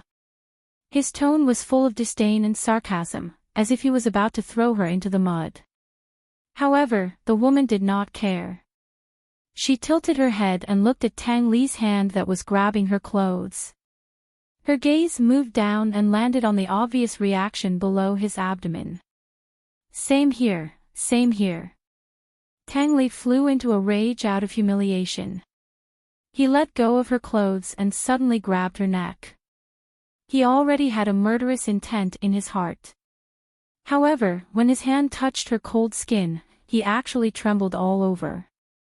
A scorching heat suddenly rushed up from below his body, burning every inch of his skin and his rationality. He could not continue to strangle her, let alone let go. He actually greedily stroked her jade-like neck. The woman was still calm at first, but as Tang Li's hand moved step by step towards her neckline, she could no longer remain calm. She was scared. She subconsciously pulled his hand and stopped him. At the same time, her actions pulled Tang Li back to the brink of reason. Tang Li was shocked by his own action just now. He was even more furious at the woman's audacity.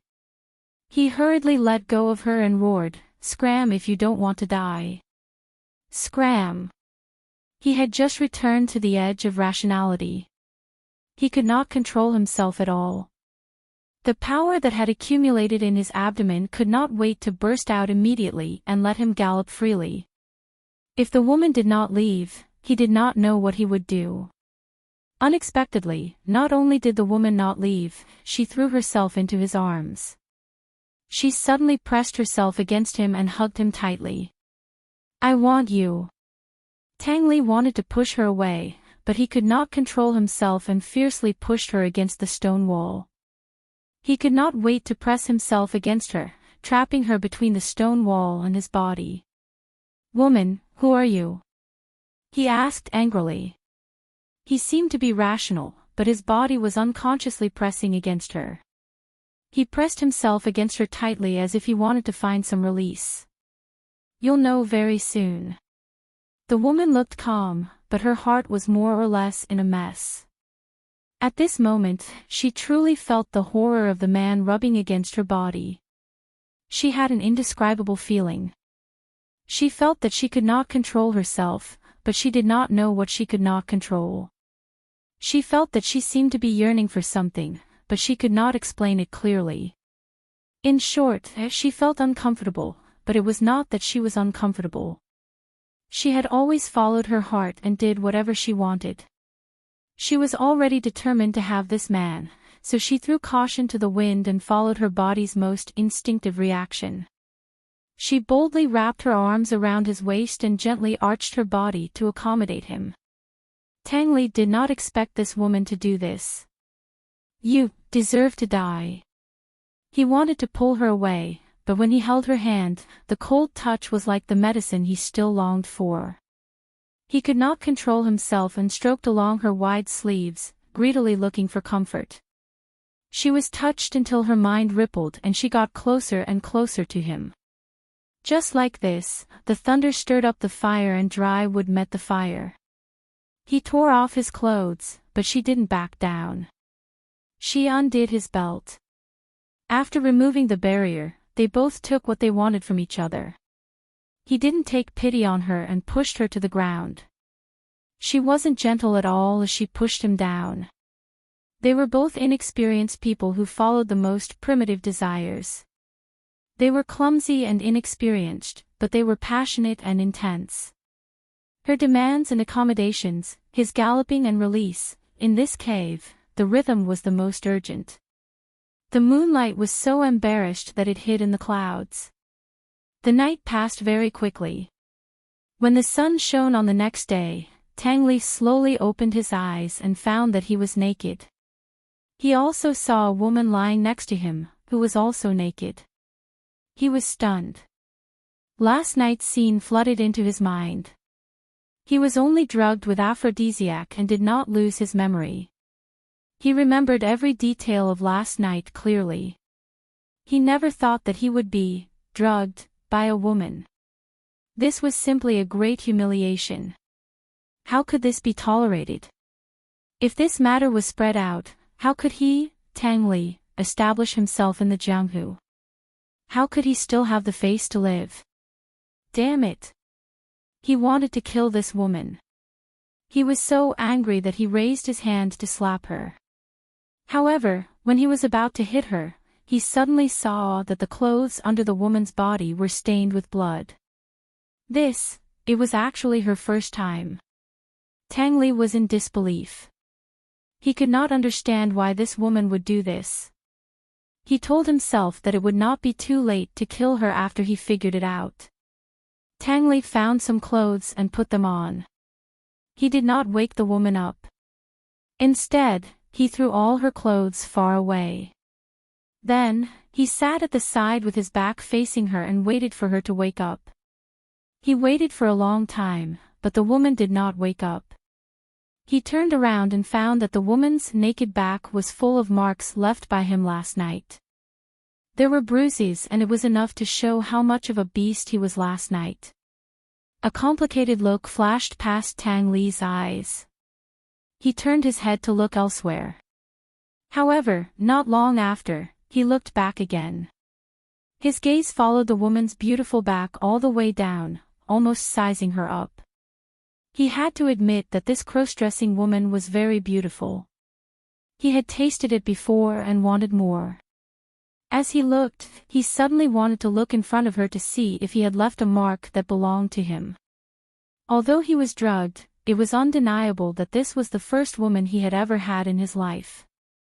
At this time, the woman seemed to be about to wake up. Her fingers moved gently. Tang Li actually panicked. He did not know why he panicked. He turned around and ran away. He had already walked far away, but he turned back and picked up all the clothes that he had thrown around. He put them beside her and then ran away in a panic. Didn't he want to kill her? Why did he run away? He was probably the only one who knew. The woman woke up quickly. She wanted to get up, but her body ached the moment she moved, especially her waist. She remembered that she had only given that man a small dose of aphrodisiac. The drug was not very strong. Why was he so scary? She could not even remember how many times that man had done it with her last night. Why did she feel like she was being bullied even though she was the one who had drugged him? Thinking of this, her ears actually heated up. She felt like she was on fire. Right, where was he? There was no one around. The woman hurriedly got up and forgot about the pain. She hurriedly put on her clothes and looked around, but there was no one around. You want to leave after you've had your fun?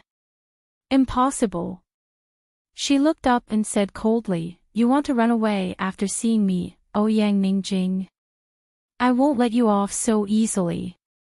Changli, right? You're already mine. Just you wait. The woman could be said to be domineering. She tidied her messy hair and went to the Qingyun Palace at the top of the mountain. However, she was told that there was no disciple named Changli in the Qingyun Palace. Moreover, Master Xiantian of the Qingyun Palace had been in seclusion recently. No disciple was allowed to go down the mountain. She was smart and immediately understood what was going on. She hurriedly went down the mountain and found the hidden needle that Tang Li had shot last night at the entrance of the cave. She ordered the servants to investigate immediately. Liar. She was angry and regretful. She hated herself for being seduced by that man last night and being too impulsive. God knew who that man was. How dare he lie to her? When she found him, she would definitely teach him a lesson. At this time, Tengli had already turned over to Long Fei Ye's side courtyard. He was in a sorry state and did not dare to enter the door. Instead, he secretly climbed over the wall. Unfortunately, he was caught red-handed by Long Fei Yi and Han Yunxi. Han Yunxi looked at him suspiciously and asked, "Tengli, why are your clothes torn?"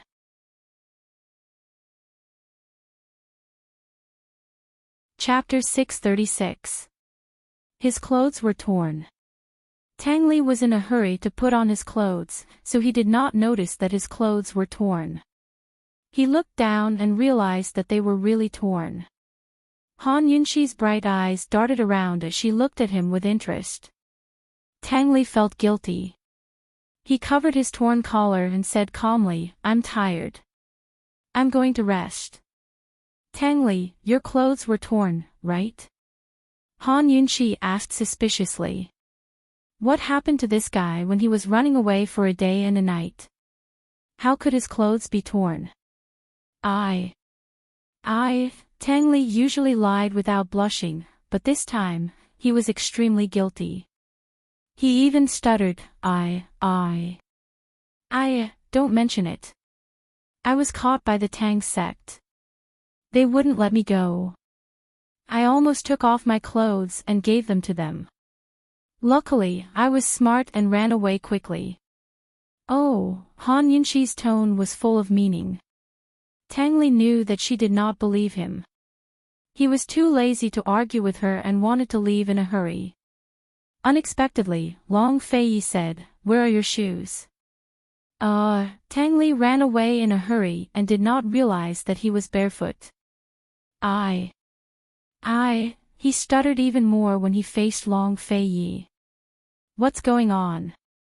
Long Fei Yi said sternly like a strict brother. Tengli would rather die than tell him the truth. It would hurt his pride as a man. It would ruin his image. How could he marry a wife in the future? Although he was full of resentment, he suddenly did not understand why he ran back and did not kill that woman. I even took off my shoes and gave them to them. Tengli stammered.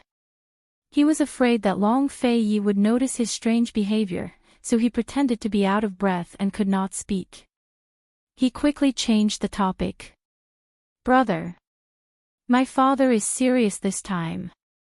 You have to save me." Long Fei Yi knew that Tengli was lying, but he was too lazy to investigate why he looked like this. Coldly, he asked, "Do you know who your fiancée is?" "No matter who she is, Before Tengli could finish, Long Fei Yi cut in cold. Zhang Qiuxi's daughter, Zhang Qiuying. Tengli was stunned.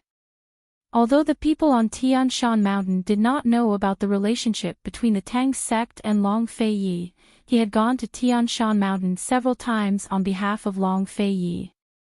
Under the arrangements of Long Fei Ye's confidants, he had secretly inquired about the old man in Kenzhou. He knew both Zhang Qiuxi and Zhang Qiuying.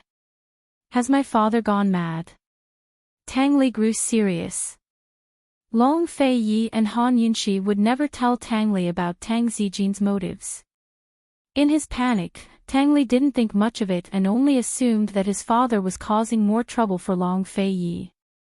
Tian Shan Mountain was already in enough trouble with Duanmuyao, but now the Tang clan had provoked them as well. It was a complete mess. Zhang Qiuxi was a man who haggled over every detail and was even shrewder than a businessman. He must have a motive for allying himself with the Tang clan, so he would never allow them to break off the engagement. Even if he did, he would still reap some benefits from the Tang clan. Otherwise, he wouldn't leave the matter at that. No wonder I ran into such a strong ambush when I was running away. Tengli muttered to himself. Zhang Qiuxi is pressing you very hard. Be careful these days and don't let your father catch you, Long Fei said. I know. Tang Li was serious as well. But 5 days later, a piece of news shook Cloud Realm continent and pushed Tang Li into the eye of the storm. He couldn't even hide from it. The news was that the Ouyang Trade Consortium's executive chairman, Ouyang Ningjing, had been defiled by the eldest young master of the Tang clan, Tang Li. The Ouyang Trade Consortium had sent a large group of people to block the Tang clan's gates and demanded that they hand over Tang Li. Tang Li would either marry into the Ouyang Trade Consortium or die. It was obvious that Ouyang Ningjing had used those needles to find out Tang Li's identity. Only eldest young Master Tang of the Tang clan could possess such weapons and an extraordinary aura like a white-robed immortal. As soon as Han Yunxi heard this, she recalled Tang Li's disheveled state when he came back that day and broke out in cold sweat. She knew that there was an 80 to 90% chance that the rumors were true. Tang Li was perfectly fine all of a sudden, so why did he do something so stupid? No matter how romantic or lecherous he was, he couldn't do anything to Ouyang Ningjing. After all, Ouyang Ningjing was a member of the Di clan's Ning clan and Ning Chang's little sister. Tang Li's ability to stir up trouble was no less than his father's. Han Yunxi immediately rushed to Tang Li's courtyard, only to see that Long Fei had long arrived and was interrogating Tang Li. Are you going to talk or not? Long Fei asked coldly. Tang Li remained silent. Fine, you deal with it yourself. Scram back to the Tang clan immediately. Long Fei was furious. Neither the Ning clan nor Celestial Mountain knew the true relationship between the Tang clan and Long Fei. They only knew that Tang Li and Long Fei were friends. For now, it didn't seem like it would affect Long Fei directly. But as the older brother, how could he just ignore it? How could that be? Tang Li peeked pitifully at Long Fei as if to speak, but stopped himself. When he saw Han Yunxi walk over, he resentfully lowered his head and kept silent. Still not talking. Long Fei roared. He wasn't patient enough to take out his whip to teach Tang Li a lesson. Han Yunxi rushed over and snatched Long Fei's whip away. On the sidelines, Chu Shifeng's views of the world were refreshed. In his impression, no one in the world dared to steal His Highness Duke of Qin's weapons, whether it was a whip or a sword. Han Yunxi, you've won again. All right. It's not like it's a big deal, Han Yunxi coaxed helplessly as she held down Long Fei's whip. It's not a big deal. The two brothers both looked towards her, especially Long Fei's gaze. It was enough to kill. Han Yunxi hastened to explain. What I mean is, if Cloud Realm Trade Consortium wants to find the Tang clan, then let them. Zhang Qiuzi wants to cause trouble for the Tang clan too. Go back and tell Tang Zijin to have the two clans fight. Whoever wins will send Tang Li to their home. Han Yunxi was obviously joking, but Long Fei was serious. It's not necessarily a bad idea. Tang Li asked timidly, Big bro, what are you planning to do? Just what's going on? Long Fei's icy voice almost froze Tang Li. He hesitated for a long time before telling him the whole story. Long Fei and Han Yunxi's expressions changed at the end. You two swear not to tell a third person. Tang Li demanded seriously. Just how useless are you? Long Fei's rage reached the skies, but Han Yunxi couldn't help but burst into laughter. Tang Li, it looks like you're not the one who's losing out. I heard Ouyang Ningjing's a beauty. You're quite lucky with women, you brat. She recalled the classic opening of a domineering CEO novel. Unfortunately, Ouyang Ningjing didn't use drugs to steal seeds to make babies. She had to have a motive for doing so. Tang Li didn't know how to answer Han Yunxi anymore. Han Yunxi continued, I've long heard that Cloud Realm Trade Consortium's executive director doesn't marry outside the family.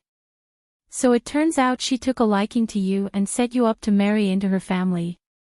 Ouyang Ningjing had done such a thing and even publicly accused Tang Li of bullying her. It was obvious that she was relying on Tang Li and the Tang clan's face to avoid exposing the truth. It had to be said that this woman was ruthless and shameless enough. No wonder she was able to stabilize Cloud Realm Trade Consortium in such a short time after Ouyang Ning Nuo's downfall and even hooked up with Northern Li's imperial family. Although Han Yunxi despised Tang Li as well, she knew that aphrodisiac could crush any man's willpower. She couldn't blame Tang Li entirely for his carelessness. Han Yunxi came up with a plan and said, "Since that's the case, why don't we do it for real?" "What do you mean?" Long Fei Yi asked. "Let's have Tang Li express his goodwill to Ouyang Ningjing and use the chance to break into Cloud Realm Trade Consortium. That way, we'll be able to control the movements of the consortium and the Ning clan. Secondly, we can borrow the consortium's strength to deal with Zhangqiuzi while we sit back and watch the tigers fight. Thirdly." Han Yunxi smiled. "Tang Li has to get his revenge no matter what." Long Fei Yi glanced at Tang Li, only to see the man nod seriously. Then he gave Han Yunxi a thumbs up. "Sister-in-law is brilliant. I, Tang Li, will definitely get my revenge." "The Tang clan is still attractive to Ningqing," Long Fei Yi said. They still needed Tang Zijin to facilitate this. After all, Tang Li had gone with them to rescue Gu Beiyue last time, so Ningqing wouldn't trust him. If Tang Zijin was the clan head, things would be much easier. Ningqing would never expect the Tang clan to be Long Fei Yi's subordinates. That very day, Long Fei Yi wrote a letter to Tang Zijin to tell him the truth. Tang Zijin was so furious that he almost rushed back to Yaoshui Prefecture to kill Tang Li. That brat had thrown away all of the Tang clan's face. But after seeing Long Fei Yi's plan, he held himself back and went to find Aunt Ru to discuss the matter. "If we can fight our way into the D clan, it'll be more important than Zhangqiuzi's strength," Tang Zijin said seriously. "Then will Li agree?" Aunt Ru asked hastily. "Can he refuse?" Tang Zijin was still fuming. "Calm down. Do you think Li will really lose out in something like this? If there's anyone to blame, blame that cheap Ouyang Ningjing for being so shameless. Li can only endure the humiliation this time. Once he breaks into Cloud Realm Trade Consortium, he'll have to worry about revenge in the future." As Aunt Ru spoke, she added, "Clan head, there's been no progress with the Shadow Clan last time. Han Yunxi is still a hidden danger. If Han Yunxi really is from Western Qin, could she be colluding with the D clan to harm Fei?" Tang Zijin rolled his eyes at her, clearly disdaining her for suspecting too much. "For now, let's take care of Li's matter," Tang Zijin said. The next day, Tang Zijin used his status as Tang clan head to spread news that Tang Li would take care of Ouyang Ningjing until the end, but he wouldn't marry her into her family. At the same time, he announced Tang Li and Zhang Qiuying's marriage to express his apologies to the Zhang clan and formally annul the engagement. Tang Li's actions were his fault for not teaching him well enough, so he was willing to compensate the Zhang clan for all their losses. Cloud Realm Continent was thrown into an uproar at the news. Ningqing was still fuming over Ningjing's decision to act first and report later, so he was surprised by the news. He never expected the Tang clan to have an engagement with Celestial Mountain. He hesitated for a while before telling Ouyang Ningjing, "Don't fight with Zhangqiuzi right now. Duanmu Yao's still a problem, so don't make trouble for me." Ouyang Ningjing gave a cold snort. "Is your little sister's chastity and marriage so unimportant?" Ningqing arched a brow. "Ningjing, the people outside might believe that Tang Li humiliated you, but your lordship doesn't believe it. This damned girl had sent men to surround the Tang clan and spread the news before telling him she'd been bullied by Tang Li. Based on his understanding of her, he'd rather believe that she'd schemed against Tang Li. Big bro, it doesn't matter what you believe or not. In any case, I'm already one of Tang Li's people. Even if you don't provoke Tsang Chozi, I won't allow the Tsang clan to steal my husband.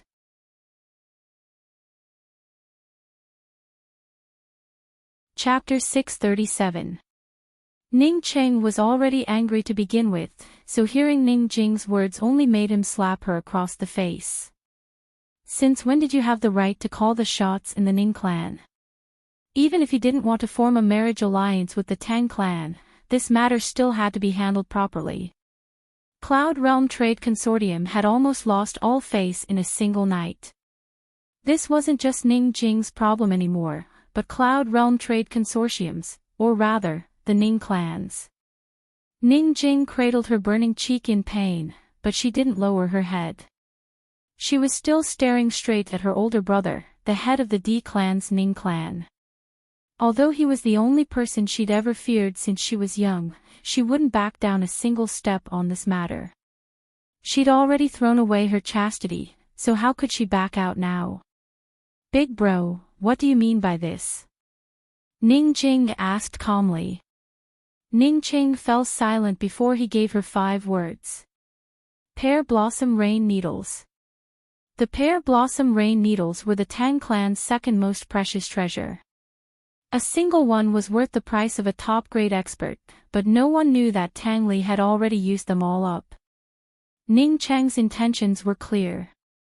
He wanted the Tang clan to offer up the Pear Blossom Rain Needles as an apology, then settle the matter peacefully. Was her chastity only worth a single assassination weapon? Ning Jing's eyes flashed with pain, but she still smiled. Big bro, when did your appetite shrink? Ning Cheng had a huge appetite and even greater ambitions. He'd considered using this chance to pull the Tang clan into his camp, but he had other misgivings. For one thing, Tang Li and Long Fei Yi had a close personal relationship.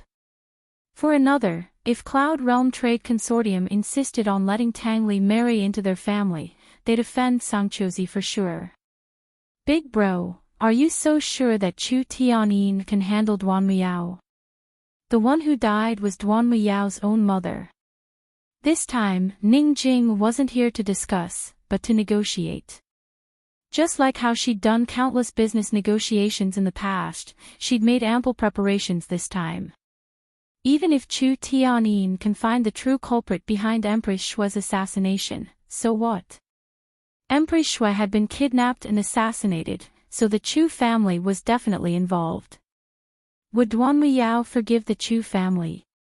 Moreover, even though Duan Muyao had been banished from the Western Zhou imperial family, she was still the princess of Western Zhou. Brother, even if the Ning family doesn't want me one day, I won't do anything to betray the Ning family, let alone make friends with the Ning family's enemies. The logic was the same. Why should we lower our own prestige just to please Duan Muyao and Celestial Mountain? Ning Jing sat off to the side, not replying. Ning Jing continued, Big brother, why don't we push all the blame for Empress Shue onto the Chu clan? The Ning clan should be a bit more forceful so that Duan Muyao won't think that we're afraid of her. If that's the case, she'll be more or less afraid. Ning Ching nodded thoughtfully. He agreed with the idea. Not offending Celestial Mountain and expressing goodwill were two different things.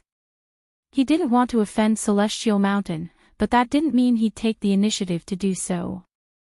Ning Jing rejoiced at Ning Cheng's nod. She quickly coaxed, Big brother, as long as Duan Muyao is in Celestial Mountain, we'll never be on good terms with them. Why don't we use this chance to rope in the Tang clan? Once eldest young Master Tang joins Cloud Realm Trade Consortium, we won't have to worry about getting our hands on powerful assassination weapons. Tang Li, Ning Cheng was lost in thought, but Ning Jing guessed his intentions before he could speak. Big brother, I've already investigated. Tang Li and Long Fei Yi are on very good personal terms, so Han Yunxi's assassination weapons all came from Tang Li. But that's just a personal relationship. The Tang clan has never had any dealings with the Duke of Qin's estate. Tang Li's marriage was still decided by Tang Zijin. Did you figure out the relationship between the Tang clan and the Duke of Qin's estate in just a few days? Ning Qing cold retorted. If the two are on good terms, then Tang Li and Long Fei Yi are on good terms.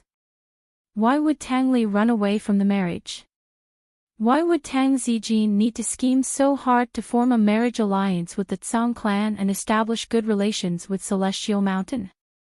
Big brother, don't forget, Long Fei Yi is Tianshan Kenzo's eldest disciple. Ning Qing didn't speak. After a long time, Ning Jing couldn't wait any longer and asked, Big brother, you must have investigated the relationship between the Tang clan and the Duke of Qin's estate, right? Ning Jing knew that this was Ning Cheng's greatest worry, so he must have sent people to investigate after the incident. Moreover, he must have found nothing, or else he wouldn't be sitting here listening to her nonsense. Ning Jing's face was still hurting, but she resolutely walked in front of Ning Qing and said word by word, Big brother, no matter what. I'm taking Tang Li for sure. So speaking, she turned to leave. Although her heart was filled with apprehension, she didn't hesitate to take each step. She had already prepared herself for the worst. Even if she had to use Cloud Realm Trade Consortium's assets to threaten him, she had to decide her own marriage. By the time she reached the door, Ning Qing finally spoke up. Make an appointment with Tang Zijin. Your lordship wants to meet him personally. There's finally hope. Ning Jing was thrilled, but she didn't show it. She said seriously, all right, I'll do it right away. Once she was out the door, she exhaled in relief. From what she understood of her big brother, as long as he made an appointment with Tang Zijin, he'd already made up his mind. Touching her swollen face, Ning Jing didn't mind at all. Instead, she smiled happily. How could she not be happy that she'd finally made progress in her marriage? She didn't know what was going on, but as she smiled, the image of that man's face that was burning with lust that night surfaced in her mind. What the hell, what was she thinking about him? Humph, Tang Li, Chang Li, how dare you trick me like this?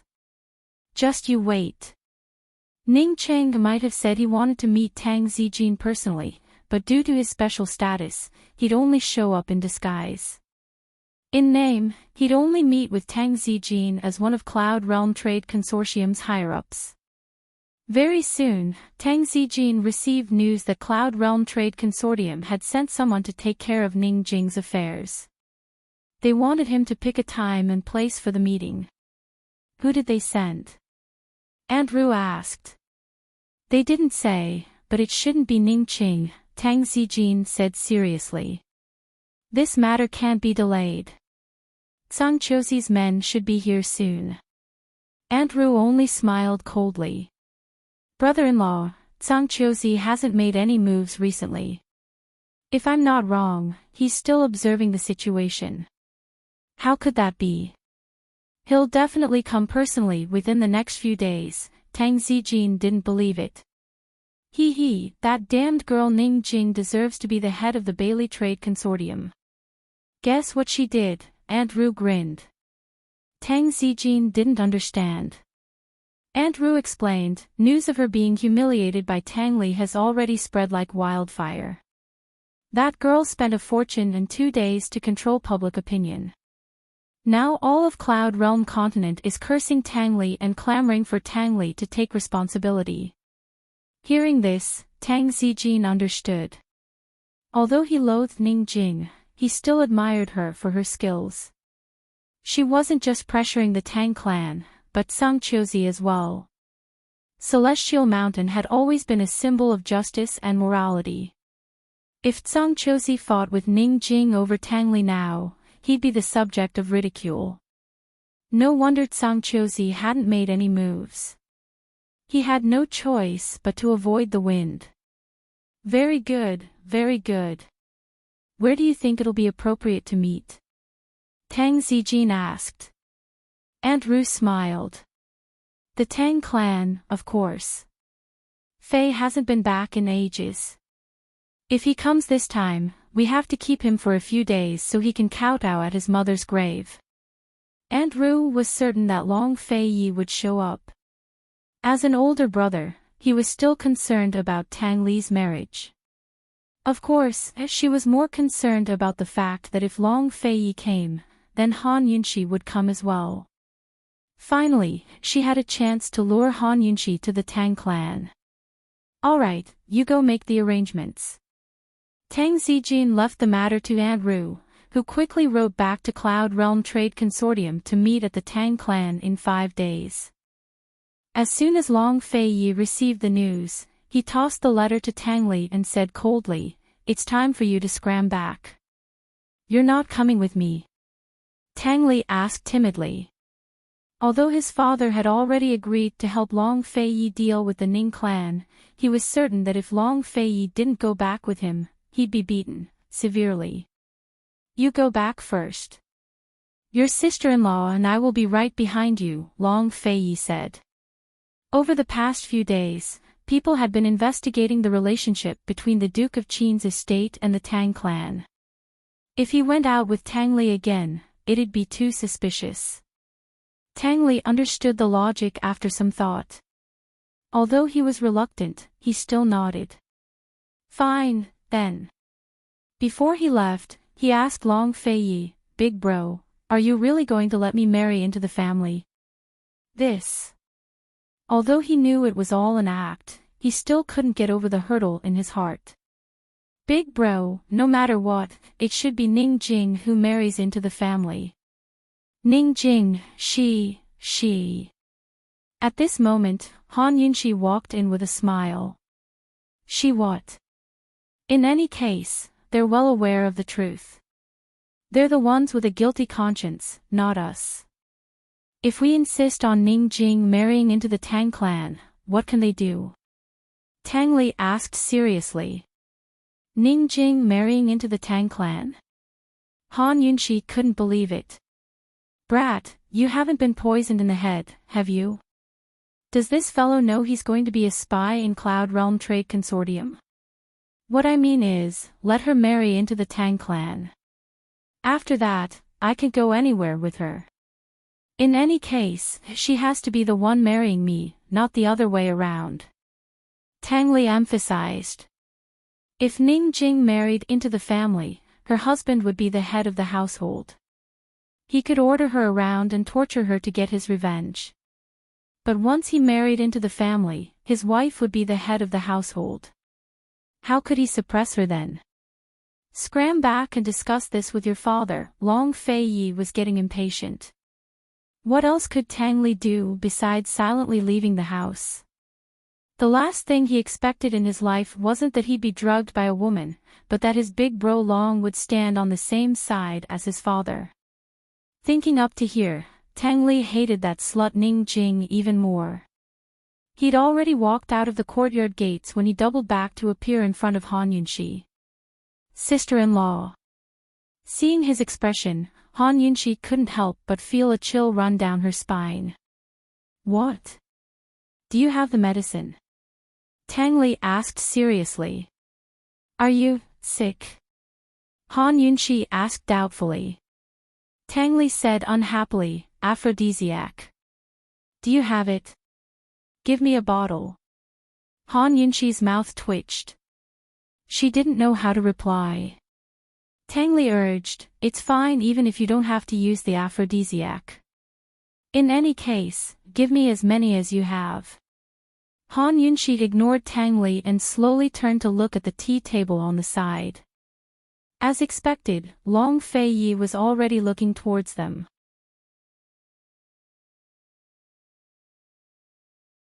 Chapter 638. Long Fei Yi paid close attention to the topic of Han Yunxi and Tang Li. Even if Han Yunxi really had that kind of medicine, she would definitely not dare to take it out. A woman who carried that kind of medicine around with her was definitely not a good person in Long Fei Yi's eyes. Han Yunxi shook her head and answered Tang Li, "I don't know what you're talking about." "Sister-in-law." Tang Li tugged at the corner of her clothes as if he was ready to kneel down in front of her at any moment. Han Yunxi slapped his hand away and said softly, "Let's go, let's go. It's not easy to get that thing you want. You can buy it with money. The ones out there are definitely not as powerful as yours. Sister-in-law, help me make one. There's no antidote," Tang Li said seriously.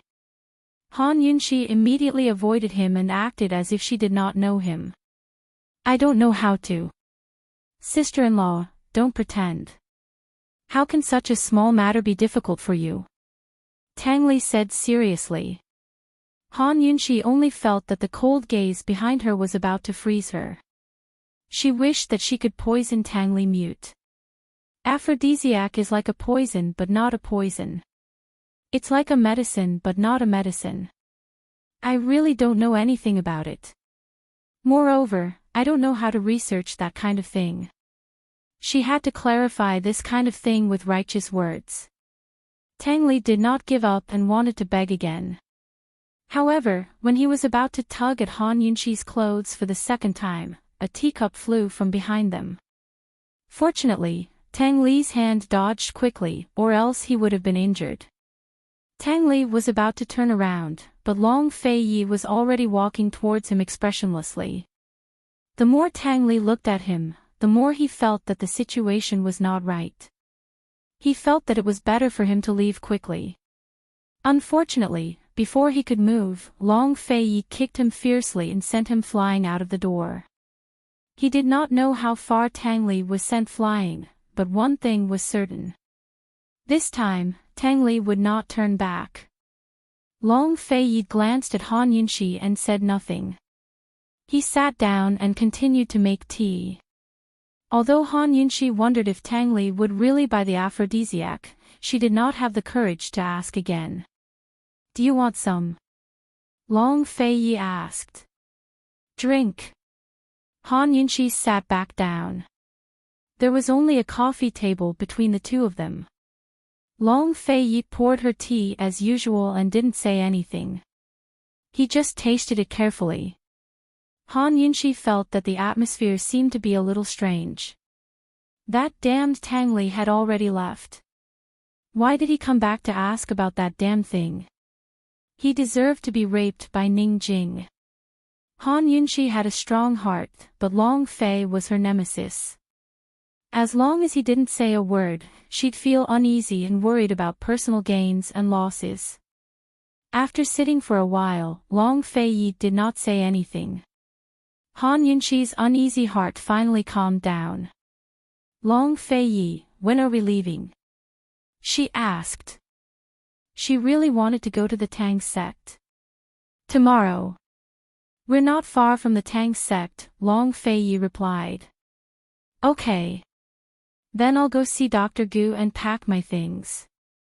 Han Yunxi got up and was about to leave. She thought that she must have been overthinking. This guy did not take Tang Li's matter to heart at all. Unexpectedly, before she reached the door, Long Fei Yi asked, "Han Yunxi, you said that aphrodisiacs are like poison but not poison. Like medicine but not medicine. What do you mean?" Sure enough, her intuition was never wrong. She turned back and told herself to face Long Fei Yi like a patient. She had to explain this academic question with a professional attitude. She answered seriously, "There are 3 types of aphrodisiacs. One is medicine, one is poison, and the last one is between medicine and poison. Therefore, it's like medicine but not medicine, like poison but not poison." "What's the difference between these 3 types?" Long Fei Yi asked humbly. "There's a difference between the medicinal properties and the amount. The difference is mainly in the strength of the medicinal properties. Medicine is used to cure diseases. Poison is used to harm people. It's between medicine and poison. It can cure diseases and harm people." After Han Yunxi answered this question, she did not dare to look Long Fei Yi in the eye. It would be pretentious to say that her mind did not stray. Long Fei Yi nodded as he sipped his tea with interest. He did not ask any more questions. It seemed that he had asked enough. Han Yunxi narrowed her eyes and drank her tea unconsciously. He thought to himself, this guy should stop here. It's useless for him to know so much. Anyway, he has no use for it. Unexpectedly, after a moment of silence, Long Fei Yi suddenly asked, then what kind of aphrodisiac effect? Pfft. Han Yunxi spat out a mouthful of tea onto Long Fei Yi's face. This tea was no different from saliva. Long Fei Yi did not mind and took a brocade handkerchief to wipe it slowly. Her face was completely red, like a red apple. He did not feel awkward at all and acted as if nothing had happened. He even asked her, "Did you choke?" No. Han Yunxi finally understood. This guy was obviously flirting with her in disguise. Damn it. Han Yunxi was infuriated. After Long Fei Yi finished wiping his face, he slowly wiped the coffee table and did not seem to have any intention of asking any more questions. Han Yunxi clearly saw the corners of his mouth curl up. She said hatefully, "Your Highness, these 3 types of aphrodisiac can all be used for aphrodisiac. The difference is not very big. Under normal circumstances, there is no need to make a difference." Long Fei Yi was rather surprised and continued to ask, "What kind of situation is there a need to make a difference?" "This, I'm not sure," Han Yunxi answered. "Then what else do you know?" Long Fei Yi continued to ask. This guy was still not letting go.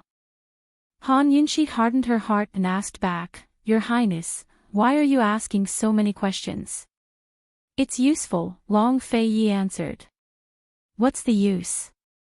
Han Yunxi continued to argue with him. Long Fei Yi smiled and asked ambiguously, "What do you think?" Han Yunxi's face turned red again. Suddenly, she did not know how to answer. She thought that she must be crazy to discuss this topic with this man. "All right, that's it. I'm leaving." She wanted to escape. Long Fei Yi took her hand and pulled her into his embrace as he asked very seriously. This time, he asked, "Han Yunxi, who taught you these things?" He actually asked so many questions, and his real motive was actually this. Han Yunxi really wanted to cry. She had already cursed Tang Li's 18 great ancestors in her heart for starting this topic. "Answer me." Long Fei's smooth chin gently rubbed against her cheek as their ears rubbed against each other intimately. Still, his voice was low and deep. "I read it from a book." Han Yunxi answered truthfully. "Really?" Long Fei Yi's tone was filled with threat. Han Yunxi swore that she'd never seen anyone so jealous in her life. So narrow-minded, so calculative.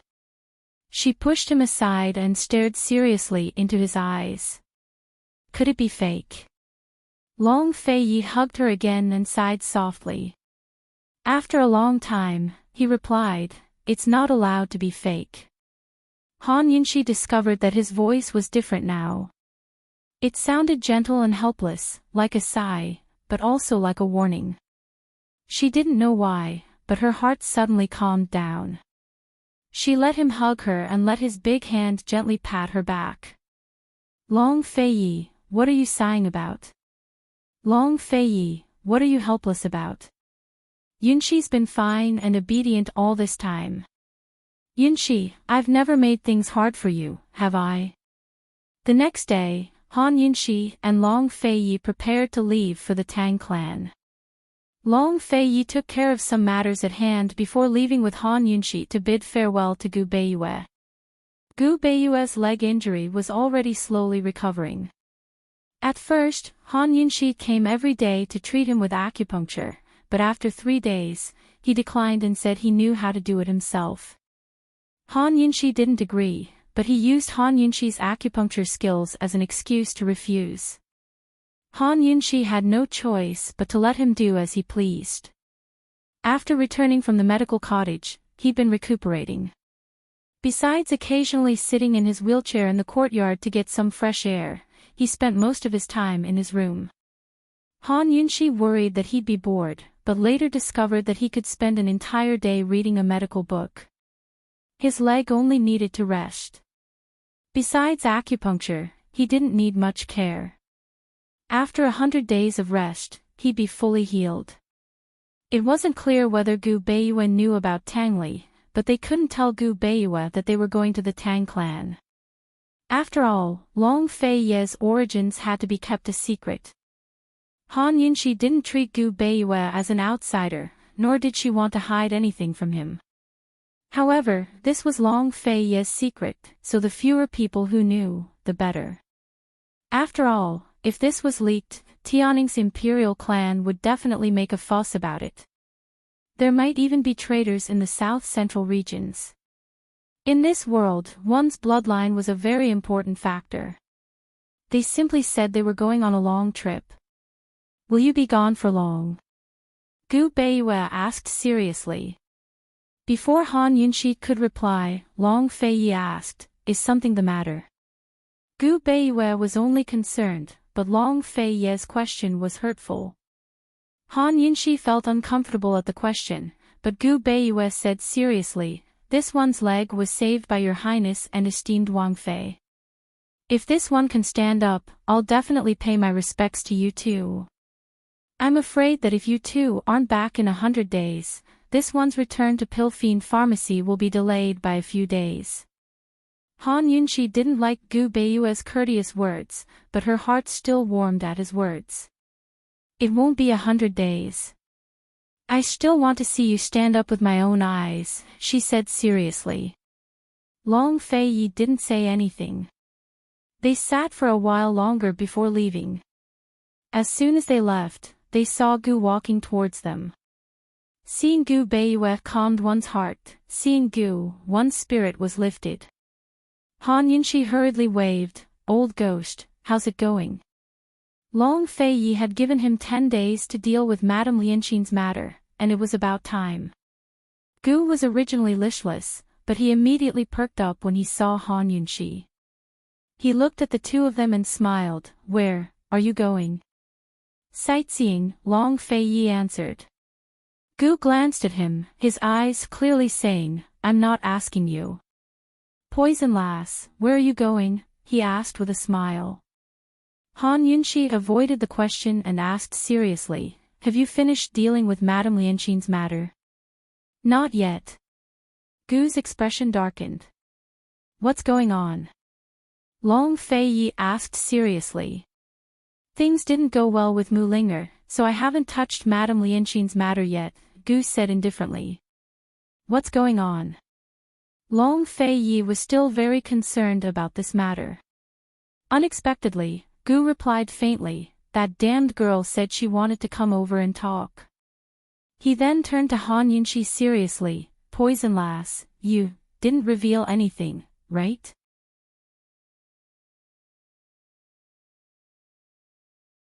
Chapter 639. What did Han Yunshi divulge? She had divulged it a long time ago, and she had divulged it all. "No, are you suspecting me?" Han Yunshi was especially serious. Seeing that she was about to get upset, Gu immediately waved his hands. No. I'm just. Why do you think that girl came here all of a sudden? Maybe she wanted to ask you about medicine. I gave her an ancient medicine tome, but she probably couldn't understand it, Han Yunshi guessed. An ancient medicine tome. Gu didn't understand. I got it from the king of medicine. It's so old that I can't even understand some of the words. Han Yunshi strayed further and further away from the topic. Gu wasn't stupid.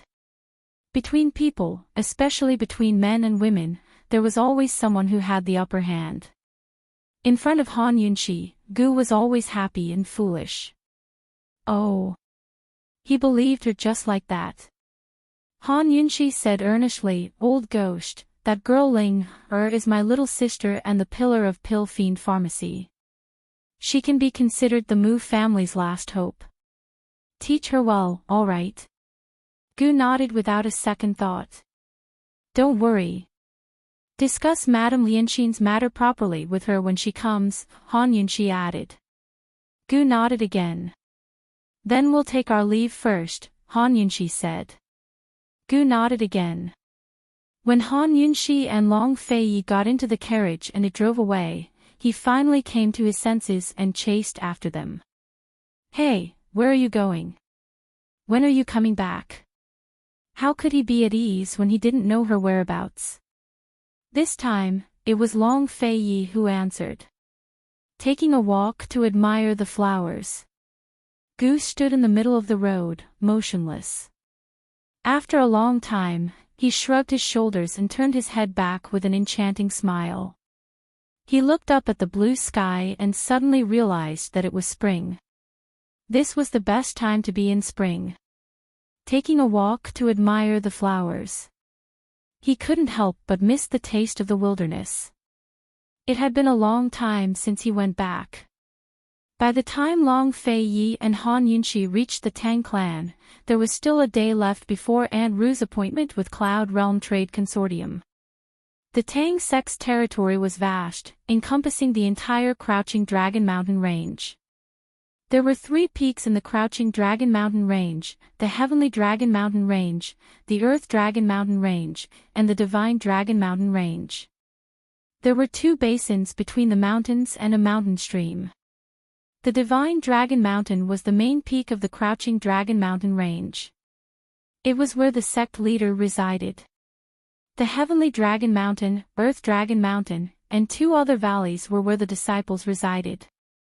The main gates of the Tang clan were at the foot of the Crouching Dragon Mountain range, surrounded by members of Cloud Realm Trade Consortium.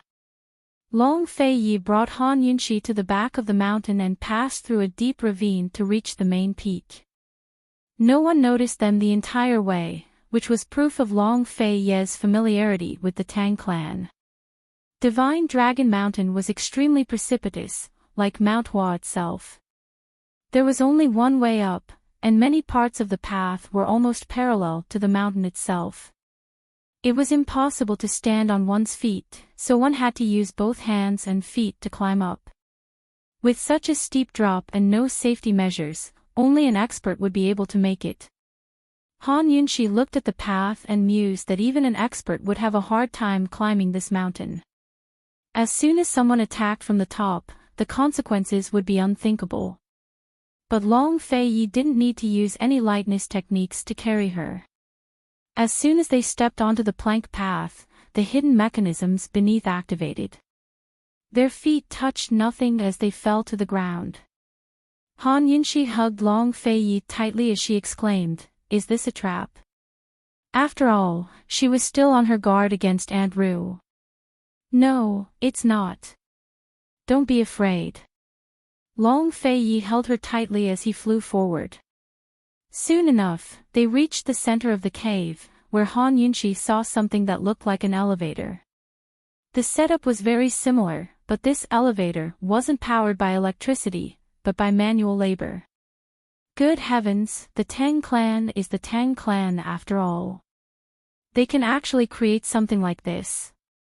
The plank path outside must be used to confuse the enemy. Han Yunshi mused that there must be plenty of peerless hidden weapons hidden in this mountain. The low-key and mysterious Tang clan really is a force to be reckoned with. By the time they reached the top of the mountain with the help of the elevator, they saw Aunt Ru walking towards them. Now that they were in the Tang clan's territory, she would be able to track their movements. "Fei, you're finally back." Aunt Ru smiled as she warmly welcomed them. Just like when they first met, she didn't think much of Han Yunshi. Long Feiyi wouldn't pay attention to anyone who didn't think much of Han Yunshi. Without a word, he led Han Yunshi straight to the Tang clan's courtyard. "Fei, you've grown up."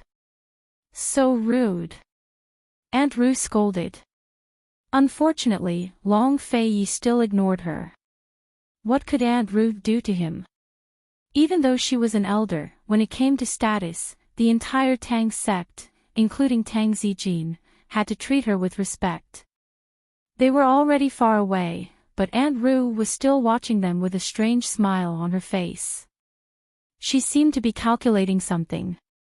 With Long Fei by her side, Han Yunxi completely forgot about Aunt Ru. The entire way, she carefully observed everything at the peak. She discovered that the largest hall on Divine Dragon Mountain was the Divine Dragon Hall in the middle. That should be the Tang clan's main hall, but the main doors were shut tight and the side doors were locked. It didn't seem like anyone was living inside. Han Yunxi didn't think too much about it, but assumed that this place was similar to an ancestral hall used for sacrifices. Around the Divine Dragon Hall was a circle of courtyards of various sizes about 500 to 600 meters away. Tang Li's residence was in the middle of them. As expected, the young head of the Tang clan was different. Although his courtyard was small, it was luxuriously decorated with red walls, green tiles, and white bricks. Even the furniture inside was plated with gold. Such a luxurious courtyard would be a sight to behold in the city, but in the midst of green hills and clear waters, it was simply a waste of the environment. Tacky. It was impossible to imagine Tang Li dressed in white and looking like an immortal standing in the doorway. What kind of scene would that be? In any case, Han Yunxi felt unwell from the sight. When the servants in the courtyard saw Long Fei Yi and Han Yunxi, they were all frightened. One by one, they knelt down and saluted, "Greetings to your Highness Duke of Qin. This is the Princess Consort." Long Fei Yi introduced. The servants were a little surprised, but they all respectfully saluted Han Yunxi, "Greetings to esteemed Princess Consort. Where's your young master?" Long Fei Yi asked. Young master, has been bedridden for a day." The guard timidly said. What happened? Han Yunxi was anxious. Long Fei Yi knew what was going on and pulled her into the bedroom. As soon as they entered, they saw Tang Li lying on the warm bed, dejected. "Father, even if you beat me to death, I won't marry into the family. You won't die from being spanked," Long Fei Yi said. Tang Li immediately turned around. When he saw Long Fei Yi and Han Yunxi, he hurriedly tried to get up. But the moment he moved, the wounds on his butt split open. It was so painful that he had no choice but to lie back down. "Brother, save me." He was very aggrieved. As Han Yunxi watched, she suddenly had the urge to go over and slap Tang Li's butt. Of course, she could only think about it in her heart. Who knew that as soon as Long Fei Yi walked over, he would slap Tang Li's butt? Tang Li immediately screamed like a pig being slaughtered. "Ah, ah," Han Yunxi shook her head. This brat's nature was like a child who never grew up. How could Ning Jing like him? Ning Jing was such a strong woman, so she should have found a more mature and domineering man. It wasn't until Long Fei Yi muffled Tang Li's mouth that he finally quieted down. "What's Zhang Qiuxi's attitude?" Long Fei Yi asked. "Ask him. What else does that stinking brat know besides causing trouble?" Tang Zijin's voice drifted in from outside the door. Tang Li rolled his eyes and hung his head to play dead. In his father's heart, he was nothing more than a tool. Did it matter what he knew or didn't know? Unlike Aunt Ru, Tang Zijin nodded at Han Yunxi as soon as he entered the room. It counted as a greeting. Naturally, Han Yunxi returned the gesture with a nod of her own. "Fei, please come to the tea house. Cloud Realm Trade Consortium will send someone back tomorrow. There are some things we need to discuss," Tang Zijin said seriously. "Let's discuss it here." Tang Li is listening too. Long Fei Yi didn't care whether Tang Zijin agreed or not, but simply sat down by Tang Li's side. Han Yunxi immediately followed suit. Tang Li's head was bowed, but he was grinning from ear to ear. As long as Brother Long was here, he'd be safe. That had been the case since he was young. Who's Cloud Realm sending over? Long Fei Yi asked. It's not clear yet, but it's very likely that it'll be Ningqing, Tang Zijin said. Between Zhang Qiuzi and the Tang clan, which side would Ningqing choose to offend or befriend? What would Ningqing think if Tang Li had a personal relationship with him? Long Fei Yi wondered. Fei, you should persuade that stinking brat. He's not marrying into the Ning clan, but the Ning clan's woman instead. This, old man is really, before Tang Zijin could finish, a fierce female voice cut him off. So what if he's not marrying into the Ning clan? Is there anything wrong with that? Tang Zijin, do you know what you're doing? You're forcing your son to marry into the Ning clan, and you still think you're in the right. Tang Zijin, I'm telling you now. If you keep forcing my Li, I'll fight you to the death. A charming woman strode into the room, holding a handkerchief as she sobbed. She didn't care who else was in the room, but threw herself at Tang Li as soon as she saw him. My Li, why is your life so bitter? How could you have such a heartless father? Sob, why is my life so bitter? How could I have such a worthless husband? Son, if we can't survive tomorrow, we'll jump off Divine Dragon Peak together.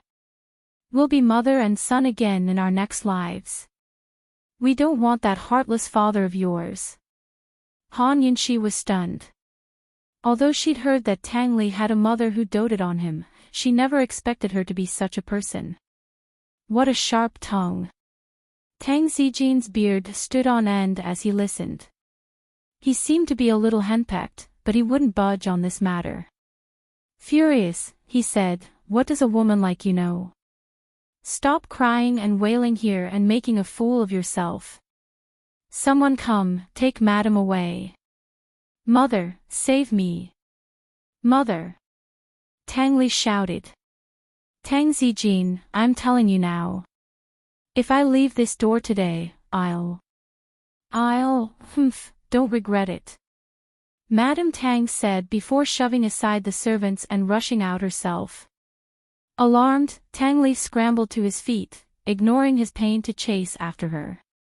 Tang Zijin seemed to be frightened as well, because he quickly followed after her. Inside the room, Han Yunxi only felt that everything was a mess, but Long Fei Yi had long gotten used to it. He asked thoughtfully, who do you think Cloud Realm Trade Consortium will send? To put it bluntly, tomorrow's meeting was a negotiation. The people who came to negotiate would directly affect the difficulty of the negotiation.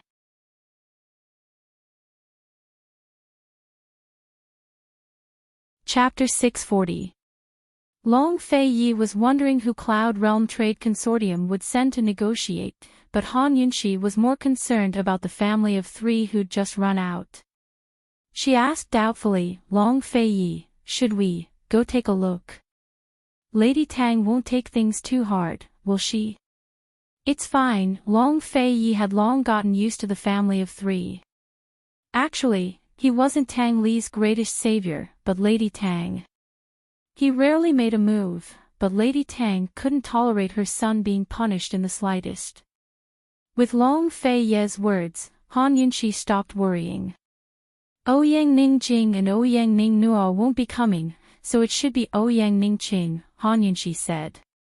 The surname Ouyang represented Cloud Realm Trade Consortium's identity, while the Ning clans. The secret of the Ning and Di clans hadn't been exposed, nor had the fact that Ningqing was the boss behind Cloud Realm Trade Consortium. Han Yunxi and the rest had deduced this based on Chu Tiannin's clues and the fact that the Chu and Ning clans had colluded. Most likely, Ningqing and the rest were still thinking highly of themselves and had no idea that Chu Tiannin had long sold them out. If he really agrees to marry into the family, it'll definitely raise suspicions, Han Yunxi said seriously. She didn't want Tang Li to marry into Cloud Realm Trade Consortium, both for public and private reasons. After all, Tang Li was still the eldest young master of the Tang clan and Tang Zijin's only son. He was the future successor of the Tang clan. If they really agreed to let Tang Li marry into Cloud Realm Trade Consortium, even a normal person would suspect that the Tang clan had ulterior motives, much less someone as astute as Ning Qing. Long Fei Yi nodded thoughtfully. If he didn't marry into the family, he wouldn't be able to get deep into Cloud Realm Trade Consortium. Then there wouldn't be much point in facilitating the marriage. But if he did, he'd lose face for the Tang clan and appear to have ulterior motives. That was truly a difficult problem. Judging from Tang Li's reaction just now, Tang Zijin probably didn't know what to do.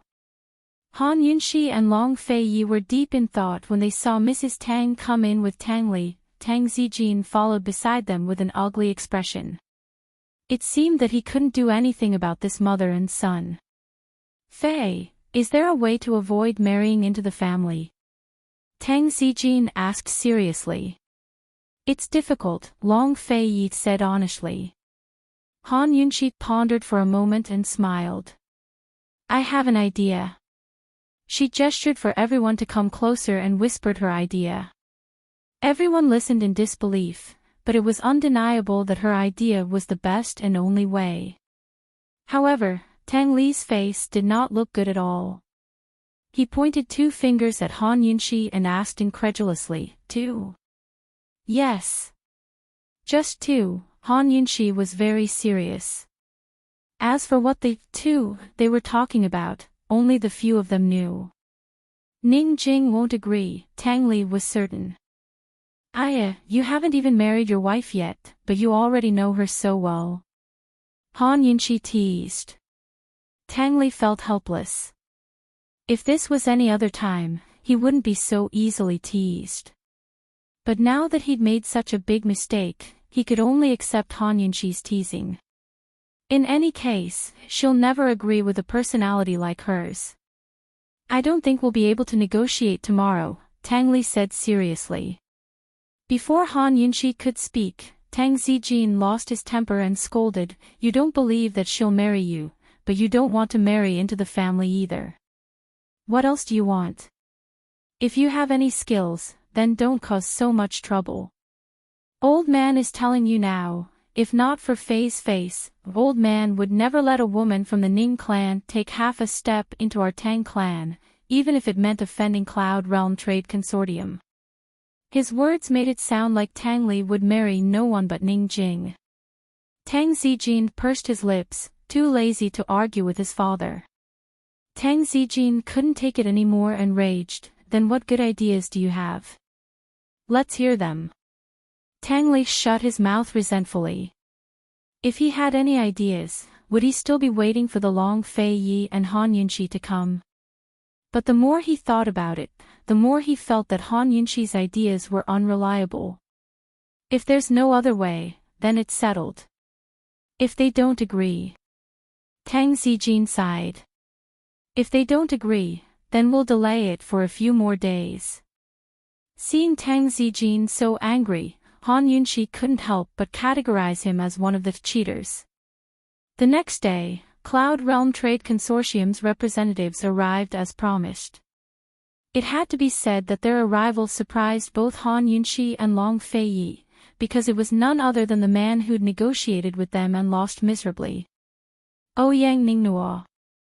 Ouyang Ningnuo had only brought 2 servant girls and 3 guards with him. If this was a battle of words, then Ouyang Ningnuo had come alone. The Tang clan's representatives included Tang Zijin, Lady Tang, and Aunt Ru. Han Yunxi, Long Fei Yi, and Tang Li were all hiding behind the guest hall, separated only by a wooden wall. They could hear everything that was being said there clearly. As soon as Ouyang Ningnuo sat down, Tang Zijin ordered someone to serve tea while Han Yunxi and the rest began to discuss the matter in secret. Sister-in-law, we've won for sure. With Ouyang Ningnuo's skills, he's not even fit to carry your shoes. Tang Li was the happiest of them all. Your mouth's getting sweeter and sweeter, Han Yunxi grinned. Sister-in-law, if I marry Ouyang Ningjing, won't Ouyang Ningnuo become my brother-in-law? Tang Li asked with a grin. Han Yunshi looked him up and down with disdain. You're in a good mood. Does your butt not hurt anymore? Tang Li subconsciously rubbed his butt and lowered his head. By now, Tang Zijin and Ouyang Ningnuo had finished exchanging pleasantries and were officially entering the negotiations. Your Excellency clan head, we're all sensible people. There are no outsiders here today, so let's get straight to the point. Ouyang Ningnuo seemed to be very straightforward, but everyone knew that he wasn't. Tang Zijin stroked his beard and said in a heavy tone, all right. What's done can't be undone. What's done can't be undone. There's no point in blaming your son. Let's just discuss the matter of marrying into our family. Ouyang Ningnuo wasn't being straightforward at all. He was going too far. Was he here to discuss how to deal with the matter, or was he here to deal with it directly? Tang Zijin didn't want to hurt their relationship so quickly, but Ouyang Ningnuo's words had infuriated him. You should know very well what's done. Ouyang Ningnuo looked confused. What do you mean, Your Excellency clan head? This one doesn't understand. You don't understand. Why don't we make a trip to Medical City together and find out what kind of medicine Tang Li has in his body? Tang Zijin asked angrily.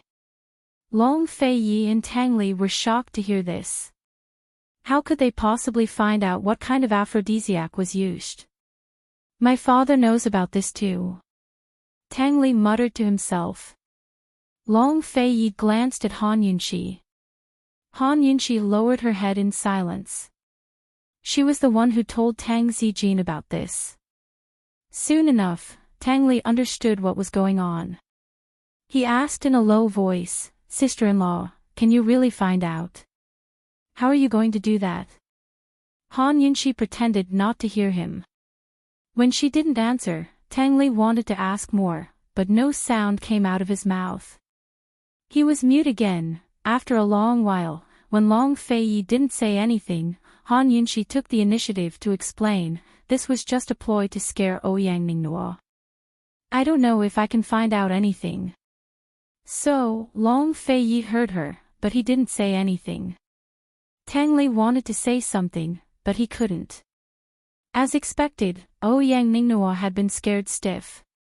It wasn't that he couldn't take the scare, but that he knew the truth. Moreover, he really didn't know anything about aphrodisiac. Although he was scared, he didn't back down immediately. He stared at Tang Zijin in silence. So, Tang Zijin pressed on as soon as he gained the upper hand. Although Ouyang Ningnuo felt guilty, he quickly calmed down and smiled. What is the meaning of this, honorable clan master? This one really doesn't understand. You don't understand. Alright, then let's go to Medical City. We'll discuss this when we get back. Tang Zijin stood up as he spoke. Han Yunshi silently admired him. Tang Zijin wasn't the head of the Tang clan for nothing after all. He had quite the guts. Ouyang Ningnuo wasn't easy to deal with either. He also stood up and bowed humbly. This one is slow-witted and truly doesn't understand what honorable clan master is trying to say. If we can find an answer when we get to Medical City, this one is willing to accompany you. They're really going at it this time. Someone prepare the carriage. Tang Zijin was very decisive. Ouyang Ningnuo didn't stop him. Instead, he slowly said, Honorable clan master, are you suspecting that your son has been drugged? Even if we find out who drugged him, we won't be able to find out who did it. Although he had no intention of stopping Tang Zijin, his words had successfully broken Tang Zijin's trap. What he meant was that even if they found out that Tang Li had been drugged, Ouyang Ningjing wouldn't admit to it. No one could do anything to her. Although Tang Zijin was angry at Tang Li's incompetence, he was still very protective of him. Coldly, he said, at least we can prove my son's innocence. When he heard this, Tang Li was quite moved. He nodded repeatedly. Ouyang Ningnua nodded as well, a pensive look on his face. After a while, he said something that would infuriate Ouyang Ningnua to death. Aphrodisiacs have always had the effect of livening things up. What a roundabout way of putting it. What he meant was blatant humiliation. In other words, he was implying that the drug in Tang Li's body might have been his own doing to liven things up. Tang Zijin was so angry that his beard was sticking up. Tang Li, who was hiding in the back, almost charged out to fight Ouyang Ningnua. Fortunately, Long Fei Yi stopped him. In the end, Long Fei Yi and Han Yunxi had to deal with a despicable person like Ouyang Ningnua. Tang Zijin was so angry that he couldn't speak. However, he suddenly heard Long Fei Yi's ventriloquism. After listening to it, his expression finally improved. He used Long Fei Yi's ventriloquism to deal with Ouyang Ningnua. You and I will take a trip to Medicine City. The rest will be left for the world to judge. Ouyang Ningnua's expression darkened at these words. Originally, public opinion had been biased towards Ouyang Ningjing. Everyone sympathized with Ouyang Ningnua and denounced the Tang clan on her behalf. If they really did go to Medicine City and found traces of aphrodisiac in Tang Li's body, there would be plenty of rumors. Some people would think that Tang Li had used the drug himself to liven things up, while others would think that Tang Li had been drugged. In this way, Ouyang Ningjing would become a target of suspicion. As long as a portion of the public suspected Ouyang Ningjing, her reputation as a girl would be ruined. In short, if she went to Medical City, Ouyang Ningjing, who originally had the upper hand in public opinion, would suffer. Ouyang Ningnua stared at Tang Zijin as his eyes flashed coldly. He had been in charge of Cloud Realm Trade Consortium for many years and had gone through numerous negotiations. The only people he'd lost to were Long Fei Yi and Han Yunxi. He refused to believe that he'd lose to Tang Zijin this time.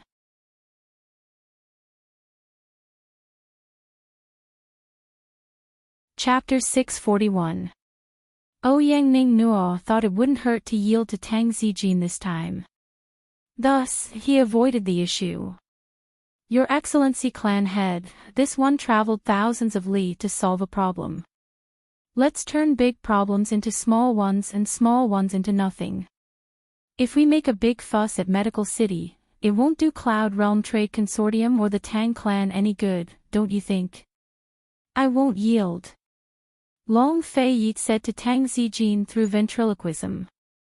Tang Zijin said domineeringly, we're only going to Medical City to find out the truth. How is that making a big fuss? Could it be that Sir Ouyang knows something? Ouyang Ningnua was surprised. He'd already yielded, but Tang Zijin was still pressing him. Before coming to negotiate, he'd done his research on the Tang clan. From what he understood, the Tang clan had always kept a low profile, and Tang Zijin wasn't the type to stir up trouble. But he didn't have time to think. No matter what, he had to stop Tang Zijin. If he really did go to Medical City, he'd be beaten up by Ningqing first, no matter what the results were. Tang Zijin didn't give him any face even after he'd given in just then. How was he supposed to do that now? While Ouyang Ningnua was pondering, Tang Zijin heard another ventriloquism. Still not leaving. Tang Zijin translated, then said, Sir Ouyang, the carriage has already been prepared. Please. Ouyang Ningnua was already riding a tiger and had no way to back down. He gave way to Tang Zijin and said, Your Excellency clan head, this matter has already caused an uproar. Medical City might not get involved. Do you have any other ideas? Why don't we discuss it in detail? Tang Zijin was finally satisfied. He was about to speak when Long Fei's ventriloquism came again. He could only listen carefully and repeat, My unworthy son was rude first, so how could this old man dare to have any thoughts? If the Hundredly Trade Consortium has any plans, feel free to speak. Tang Zijin mused that this didn't sound like Long Fei Ye's style at all. But there was no point in thinking too much about it. He'd already been reduced to a mouthpiece. Ouyang Ning Nuo only felt that this style of speech was familiar, but he couldn't put his finger on it. He sat down and pretended to drink tea, but was actually fighting for time to think. Tang Zijin had threatened him first, then tossed the initiative to him. How cunning! This logic was the same as bargaining. Tang Zijin had not revealed his trump card, but he had been testing his bottom line. Before he even finished his cup of tea, Tang Zijin was already urging him. Actually, it was the person behind the scenes who was urging him. Young Master Ouyang, there are no outsiders here today. Let's not beat around the bush. If you have any requests, feel free to state them. Wasn't that what Ouyang Ningruo had said at the beginning?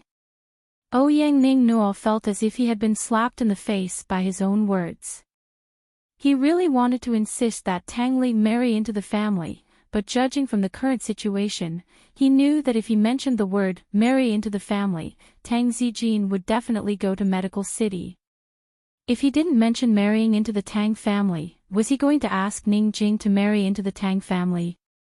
Ouyang Ning Nuo really wanted that cheap girl Ning Jing to marry into the Tang clan. For one thing, he could regain control of Cloud Realm Trade Consortium, and for another, Ning Jing's skills would definitely make a name for herself in the Tang clan. But Ning Jing would rather die than marry into the Tang family. When that girl's temper flared up, even Ning Qing couldn't hold her back, much less him. Ouyang Ning Nuo was caught between a rock and a hard place. Young Master Ouyang. Tang Zijin urged again. Ouyang Ning Nuo feigned calmness as he looked at him. It was a while before he spoke. Your Excellency Clan Head, Ning Jing is one of Cloud Realm Trade Consortium's executive directors. You know that as well. Cloud Realm Trade Consortium can't do without her. In other words, Ouyang Ning Jing wouldn't marry into the Tang family because she was in charge of Cloud Realm Trade Consortium. Cloud Realm Trade Consortium couldn't fall into anyone else's hands. At this moment, Tang Zijin heard another ventriloquism. 2. This was the same 2 that Han Yunxi had mentioned yesterday. Tang Zijin finally realized that the ventriloquist was Long Fei Yi, but Han Yunxi was the one who'd come up with the idea. Fortunately, Aunt Ru hadn't acted rashly. That girl's schemes were unfathomable. Tang Zijin quickly recovered his wits and smiled at Ouyang Ningnuo.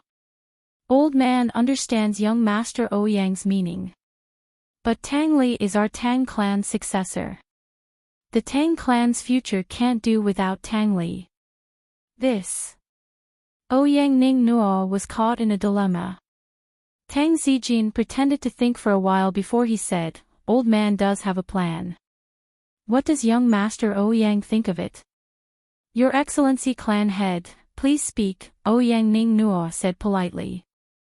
When a woman grows up, she'll marry. We'll have Ning Jing marry into our Tang clan. Cloud Realm Trade Consortium and the Tang clan will sign an agreement that their eldest son will become the Tang clan's grandson and inherit the position of clan head. The second son will belong to Cloud Realm Trade Consortium and inherit the position of director. What do you think? Then the two of them. Ouyang Ningnuo probed. As long as they give birth to a second son, old man won't bother interfering in their affairs. Tang Zijin looked helpless.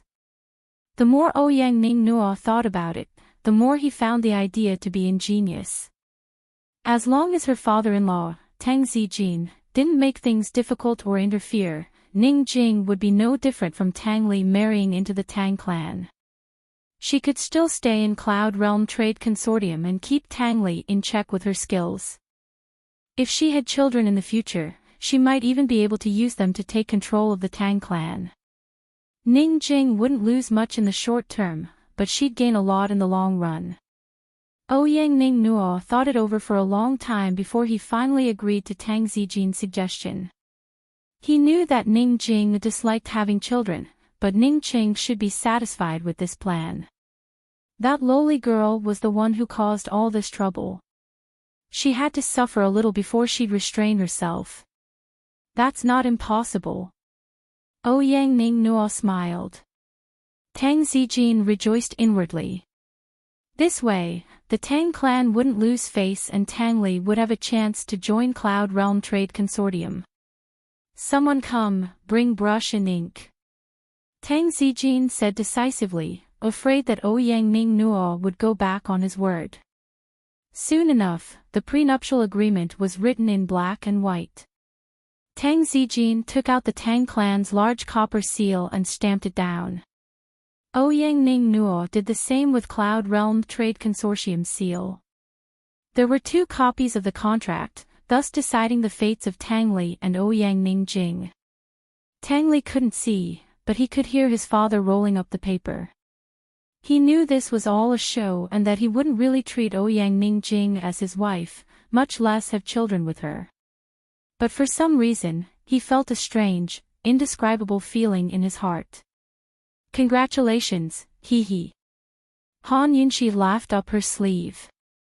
Tang Li opened his mouth and begged her to treat his mute poison, but Han Yunxi only smiled innocently. The antidote for this poison is time. It'll disappear automatically in an hour. Tang Li didn't even have the energy to cry. He suddenly rejoiced that he was facing Ning Jing instead of Han Yunxi. He looked doubtfully at Long Fei sitting on the side. He'd never understood how Han Yunxi had subdued Long Fei, but now he had no idea how Long Fei had dealt with this woman. After Tang Zijin and Ouyang Ning Nuo put away the contract, they began another round of negotiations. What else was there to discuss now that the wedding was set? The betrothal gifts and dowry, of course. Your Excellency clan head, as this one sees it, the wedding should be held sooner rather than later. After all, there are too many rumors out there. If we delay any longer, it'll damage your son's reputation, Ouyang Ning Nuo said. Han Yunxi was about to borrow Long Fei Ye's ventriloquism when Lady Tang suddenly spoke up. Then please send over Ouyang Ning Jing's birth characters. This madam will calculate an auspicious date and send someone to propose marriage. All right. Ouyang Ning Nuo agreed easily. Ning Jing is one of the executive directors of our Cloud Realm Trade Consortium. She has a high position and power, so we can't be careless about her wedding. Thus, Cloud Realm Trade Consortium plans to hold a grand banquet from the day of the proposal until the day of the wedding. The details of the banquet were up to the bride's side, so there was no need for Ouyang Ning Nuo to tell them. By bringing it up on the spot, he was hinting to Tang Zijin that Cloud Realm Trade Consortium would put on a grand display. Thus, their betrothal gifts couldn't be shabby, or else they'd lose face for the Tang clan. As the wife of the clan head, Lady Tang understood the implications well. She lazily leaned to one side and asked a servant girl, "Is the pear blossom rain needles in the young master's hands?" "They've always been in the young master's hands," the servant girl replied. Lady Tang didn't say much beyond a sound of agreement. Ouyang Ning Nuo was secretly delighted. Before he came, Ning Qing had told him that he could forego everything else but the pear blossom rain needles. Han Yunxi and Tang Li hid behind them and almost laughed out loud. It was true that the pear blossom rain needles were in Tang Li's hands, but he'd used them all up on his escape from the wedding. Tang Zijin might not know this, but Lady Tang was the clearest. Han Yunxi had a good impression of Lady Tang to begin with, but now she liked her even more. "Tang Li, your mother's so good," she said. Tang Li couldn't speak, but his face was full of pride. Long Fei Yi watched from the sidelines. It wasn't clear what he was thinking, but a faint trace of sadness rose to his lips. Ouyang Ning Nuo was waiting for Lady Tang to bring up the dowry, but she didn't. Ouyang Ning Nuo wished she wouldn't. He rose to his feet and said, "Leave the other trivial matters to the wedding nanny. It's getting late, so I'll take my leave now." Tang Zijin sighed. Tang Li had an engagement with Celestial Mountain's Tsang clan first. Now that something like this has happened, the Tang clan can only let the Tsang clan down. Ouyang Ning Nuo sighed as well to express his sympathy, but didn't voice his opinion. He'd leave the matter to the Tang clan and Tsang Chiozi to deal with. Cloud Realm Trade Consortium would never offend Tsang Chiozi. Farewell. Ouyang Ning Nuo was in a rush to leave, but Lady Tang suddenly called him back. Hold it. Ouyang Ning Nuo grew apprehensive, afraid that the Tang clan would invite people from Celestial Mountain as well. But Lady Tang only said, Sir Ouyang, Cloud Realm Trade Consortium shouldn't prepare any dowry for that girl Ning Jing either. Our Tang clan can afford to raise her, so we don't lack her things. As long as she's dressed up beautifully on the day of the wedding, that'll be enough, understood? Han Yunxi and Tang Li both muffled their mouths to keep from laughing out loud. Lady Tang was too ruthless. Her words were so domineering. With Ouyang Ning Jing's personality, wouldn't she have brought enough dowry to show off her strength to her mother-in-law? Han Yunxi suddenly recalled a saying.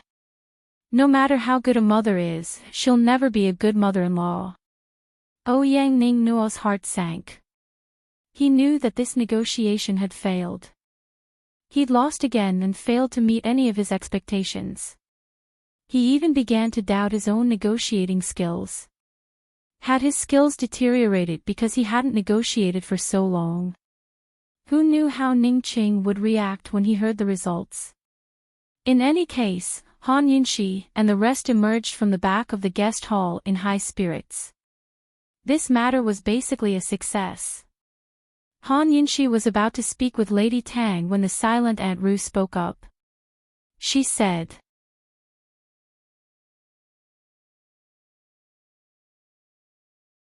Chapter 642. While everyone was happy, Aunt Ru suddenly added, Fei, Li, Er's matters have come to an end. You haven't paid your respects to your mother in a long time, right? That one sentence instantly silenced everyone. Han Yunxi only knew that Long Fei Ye's birth parents were both members of the Tang clan. This was something he'd told her when they were still in the poison sect's forbidden grounds. She knew nothing else. Aunt Ru's words tugged at the heartstrings of everyone present. Their expressions varied as they harbored different thoughts. A complicated look flitted past Tang Zijin's eyes. He was about to speak when Long Fei Yi retorted, Who told you that Tang Li's matters were over?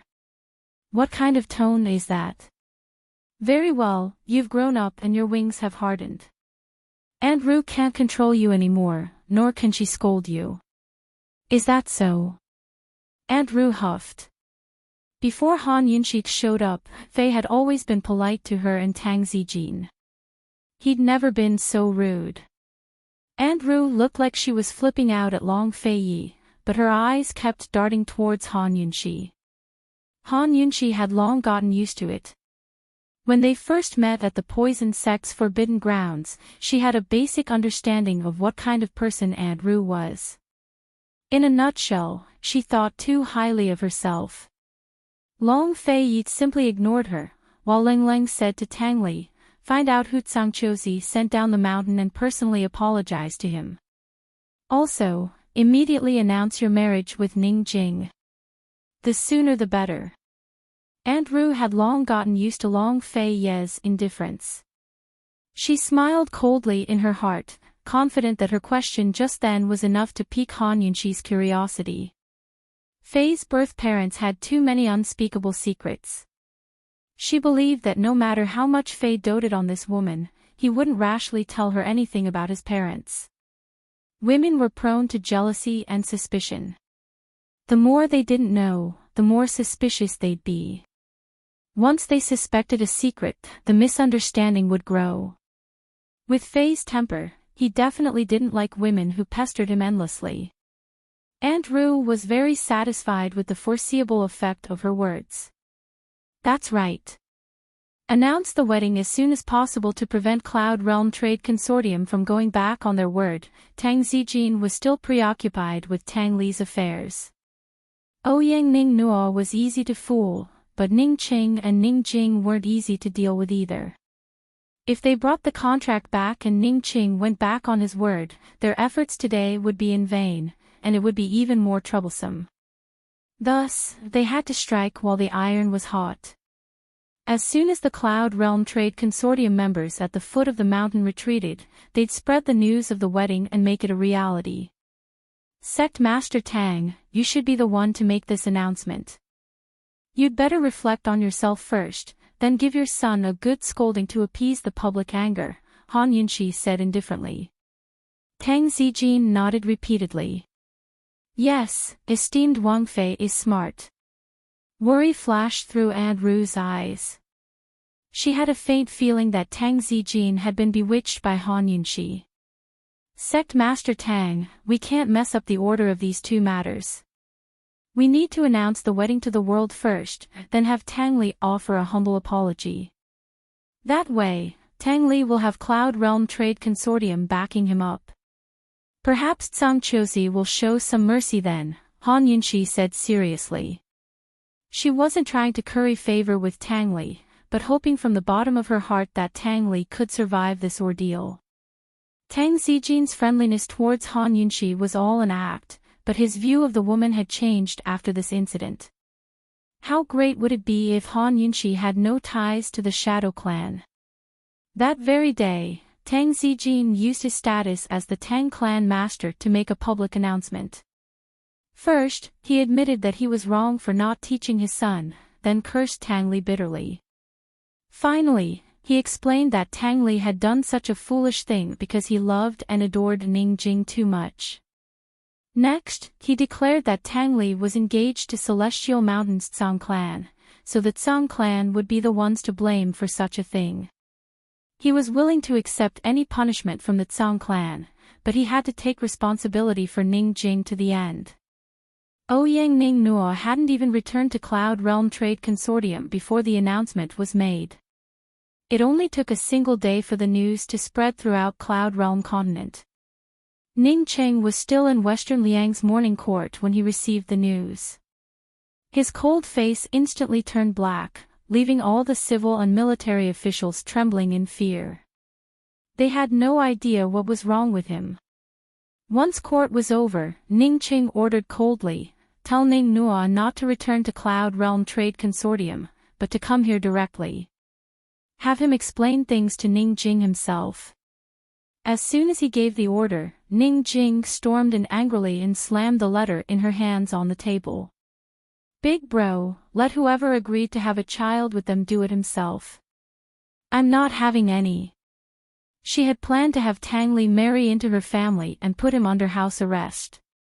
But Ning Nuo not only didn't agree, he even wanted her to have a child. Why didn't he just die? If Ning Cheng was standing in front of her right now, she'd definitely slap him a few times. Did that fellow's brain go bad because he hadn't done anything for so long? How could he agree to something like that? The Tang clan has already released the news. What else do you want? Ning Cheng asked coldly. Although he wasn't satisfied with the contract Ning Nuo had brought back, he was satisfied with just one thing. He was satisfied that Tang Zijin hadn't agreed to marry into her family. If Tang Zijin agreed to marry into the family, he would definitely become suspicious of this matter. Judging from the current situation, Tang Zijin and Long Fei Yi probably didn't know each other, just as their investigations had shown. So what if the news has been released? Ning Jing's eyes flashed shrewdly. "Big bro, why don't we kill Tang Li and shift the blame to the Tsang clan? In the future, you'll still be the one to decide on little sister's marriage. If she had to have a child, she'd rather give up the chance to kill Tang Li." Ning Qing looked at his little sister as a cold smile rose to his lips. A woman's heart was the most poisonous of all. He liked it. But now that things had come to this, he wasn't going to give up on the fat meat that was the Tang clan. He was looking forward to the pear blossom rain needles. "You're underestimating Zhangqiuzi too much," Ning Qing said before waving a hand to dismiss Ning Jing. He leaned lazily against his chair and stretched out his legs on the table, his posture indolent yet domineering. "Big bro." Ning Jing stomped her feet angrily. Ning Qing didn't even look at her. "Get out." "Big bro, I don't care." This matter, before Ning Jing could finish, Ning Qing cut her off with a cold voice.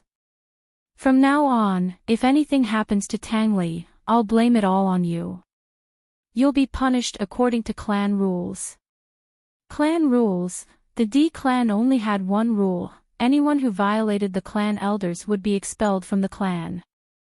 Hadn't Ning Jing done everything so she could stay in the D clan for the rest of her life and be loyal to them? Once she was expelled, what was the point of living? Ning Jing didn't say a word. She stood there for a long time before turning to leave. Fine, she'd accept the marriage agreement. But whether or not she could bear a son depended on Tang Li's skills. Once Ning Jing was gone, Ning Qing took out a gold needle from his hairpin and toyed with it in his hands.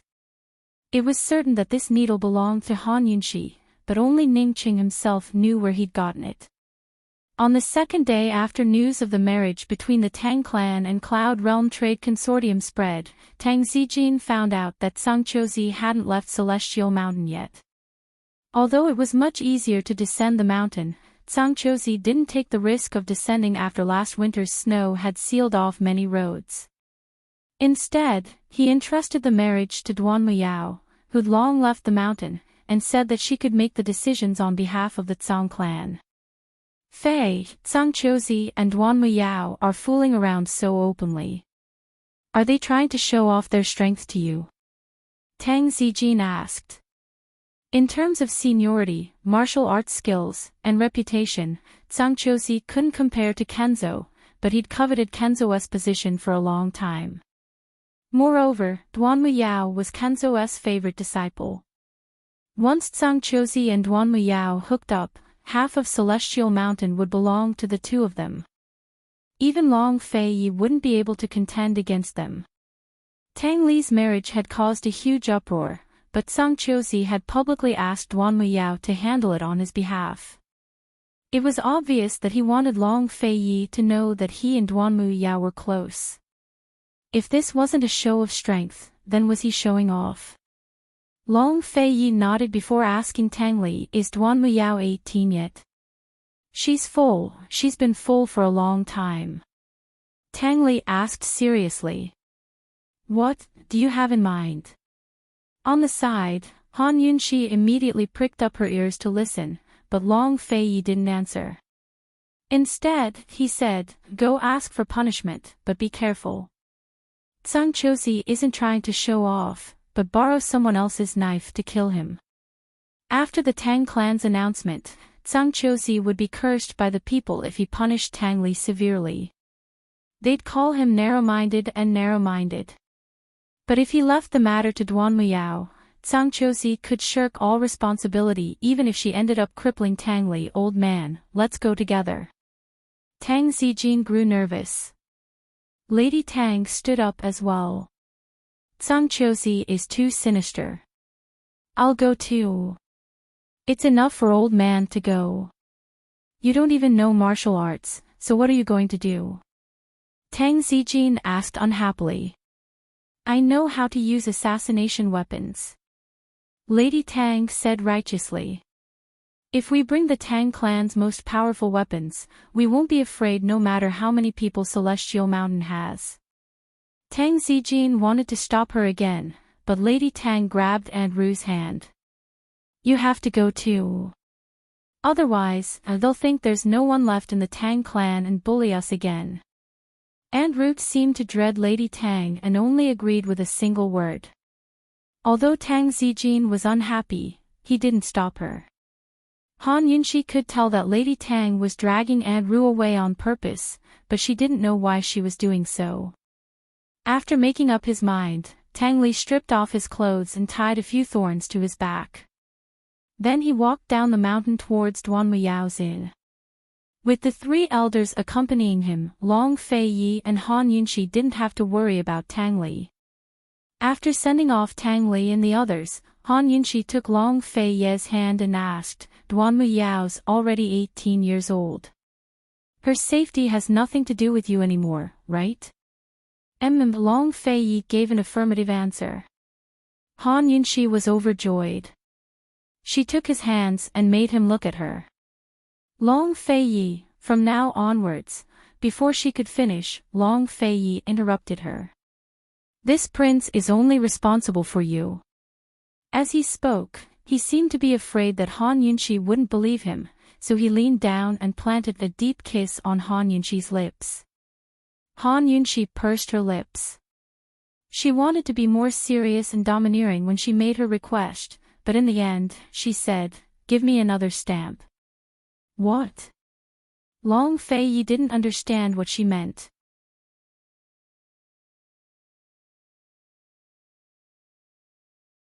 Chapter 643. Stamp it again. Long Feiyi didn't even have a written agreement with her. How was she going to stamp it?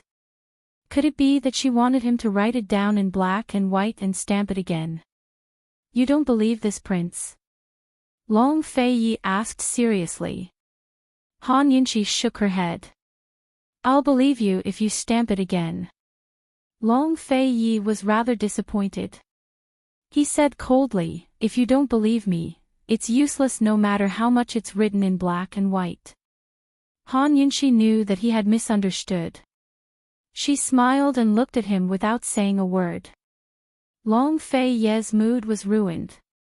He didn't intend to continue this topic and turned to leave. Unexpectedly, Han Yunxi really let him go. Seeing that he had walked away, she said, Long Feiyi, are you sure you don't want to stamp it? Then I'll find someone else to do it. She was threatening him. She was threatening him. He immediately turned back and stared at her with a dangerous gaze. His face was obviously stormy, but all the warnings that were about to come out of his mouth turned into compromises. He said, serve me with brush and ink. He didn't know when it started, but he couldn't throw a tantrum in front of her. Han Yunxi finally couldn't help but burst into laughter. Her laughter was exceptionally happy. What are you laughing at? Long Feiyi felt that he was a little cowardly again. Han Yunxi hooked her finger and motioned for him to come closer. He obediently leaned over. Who knew that she would actually tiptoe and wrap her arms around his neck? Although it wasn't a lot, Long Feiyi was very familiar with this action. He couldn't guess what this woman was trying to do, but he firmly and domineeringly wrapped his arms around Han Yunxi's waist. He didn't allow her to regret it and didn't allow her to escape. One looked up, the other looked down. The tips of their noses touched. They were very close. He could smell the beauty of her orchid breath. She could feel the heat and roughness of his breathing. What are you laughing at? As he asked, he tilted his head and used the tip of his nose to gently rub against hers. His lips inadvertently brushed past hers. It was neither close nor distant, cold and evil.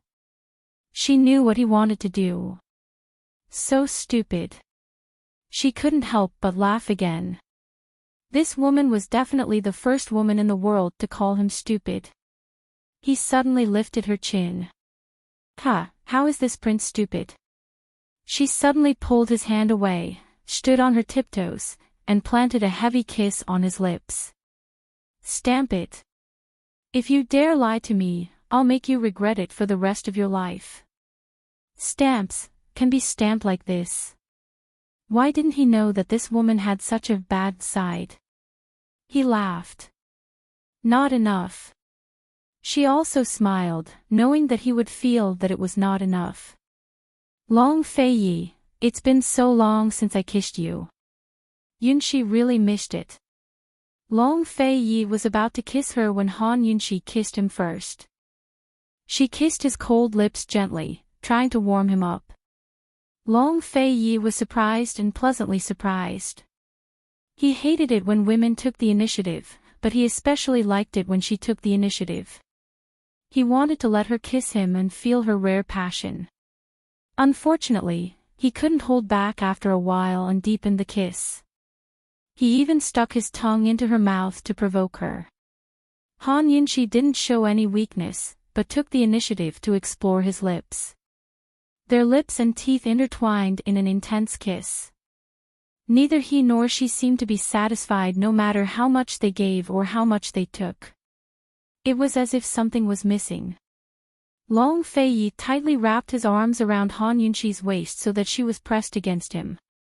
He really wanted to take this woman right here on this mountain. But in the end, he was the first to let go. Han Yunxi's eyes flashed with disappointment as soon as he did, but she didn't show it.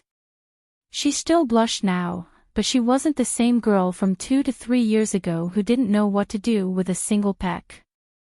If she wanted to kiss him, then she wanted to kiss him. He was her husband, so everything was right and proper. Many times, just because she didn't ask didn't mean she didn't want to know, much less didn't mean she didn't mind. It was just that her personality was like this. Of course, it was right and proper. She would never ask for what was rightfully hers. What was the point of asking for it? She'd rather not have it. Long Feiyi, why do you call your mother Imperial Mother?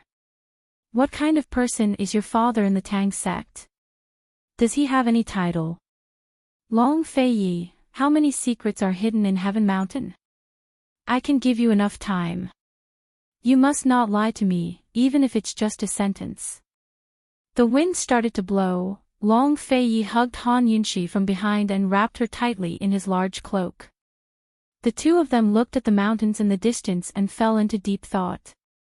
Long Feiyi knew how smart Han Yunxi was and how deep her heart was. He also felt the change in her attitude towards him in the past 2 to 3 years. Ever since he was old enough to understand things, he'd loathed being stared at by love-struck women. But sometimes, he'd rather Han Yunxi be like she was in the beginning, staring at him in a daze. She'd be nervous, afraid, and stupid in front of him. Unfortunately, she rarely acted like that after their argument over Gu Qishao. Her change made him feel like he was losing control. He was afraid that she'd go further and further away until he couldn't catch her. He was afraid that Yunxi didn't love him as much as before. She was such a smart person, so why didn't she question him or suspect him? About Heaven Mountain and the Tang clan. He hated it when women were so suspicious of everything, but she was always an exception. He wanted to control everything about her and understand everything about her, but she never asked. Did that mean she didn't care? The wind whistled as he hugged her even tighter. Aunt Ru didn't understand Han Yunxi at all. Han Yunxi still hadn't asked Long Feiyi about her provocation, much less Long Feiyi's exceptions for Han Yunxi.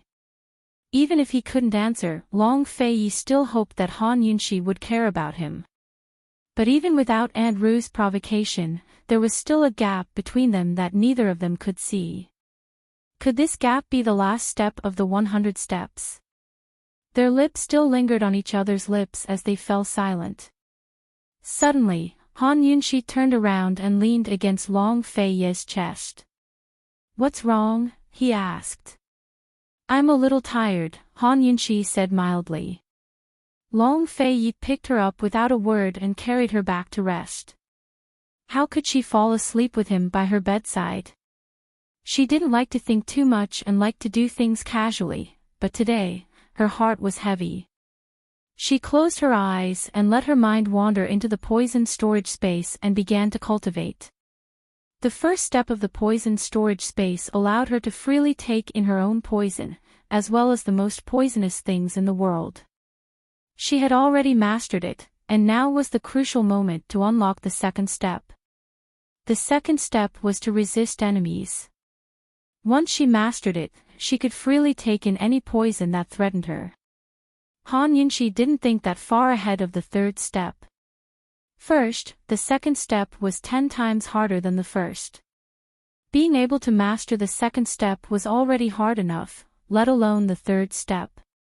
Also, the third step was to plunder. She could take in all the poisons in the world. Han Yunxi didn't like it, and didn't need it.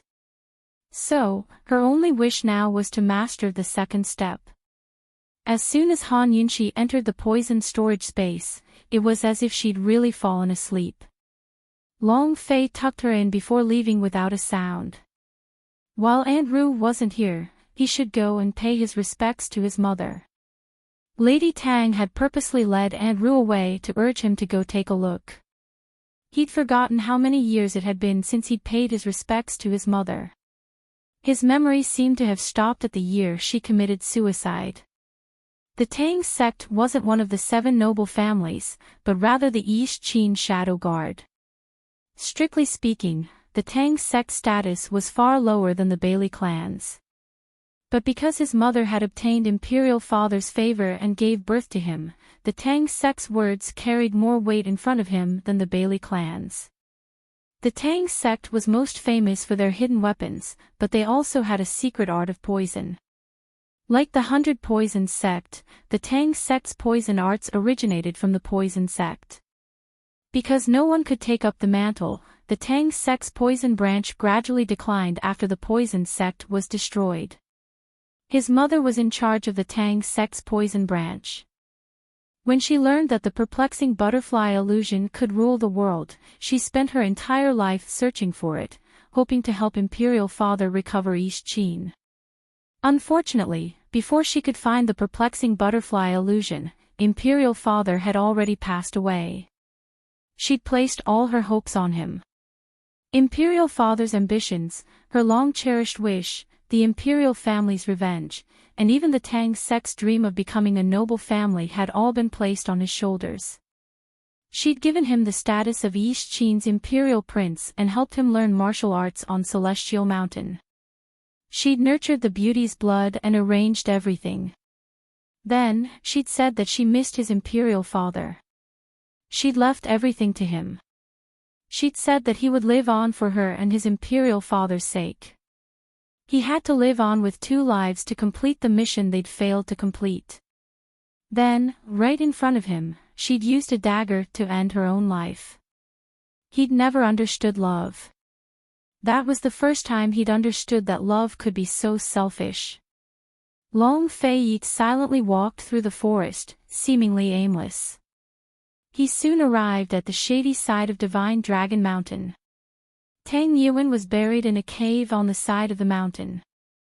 In truth, this was a joint grave. His Imperial Father had been buried here first. In order to hide his identity, he hadn't even erected a tombstone. Now, only his Imperial Mother's tombstone was erected on the grave. Long Fei flew down from the cliff and stood in front of the grave with his hands clasped behind his back. He stood there for a long time. There was no sorrow or pain on his face, only his usual expressionless face. When his shoulders were strong enough to shoulder everything they'd done for him and his own dreams, he would no longer be angry when he faced them. His cold eyes were especially emotionless. He wasn't someone who liked to reminisce and didn't reminisce about the past. He stood there silently, not thinking about the past, only about the future. After a long time, he bowed 3 times and said, "Imperial Father, Imperial Mother, the Princess of Western Qin is mine. She's called Han Yunxi." He paused for a while and said, "This summer, I'll bring her to Celestial Mountain." After saying this, he didn't stay any longer and turned to leave. Summer would arrive in a little more than a month. By the time Long Fei returned, Han Yunxi was still sleeping. He acted as if nothing had happened as he sat by the bed, watching over her. Unexpectedly, Han Yunxi slept all the way until the next day. As soon as she woke up, she saw Long Fei leaning against her bed, sound asleep. A careful look at his face revealed his tiredness. Han Yunxi's heart ached as she gently stroked his stubbly chin. At this moment, Chu Shifeng's anxious voice came from outside. "Your Highness, something's happened." Andrew's in big trouble.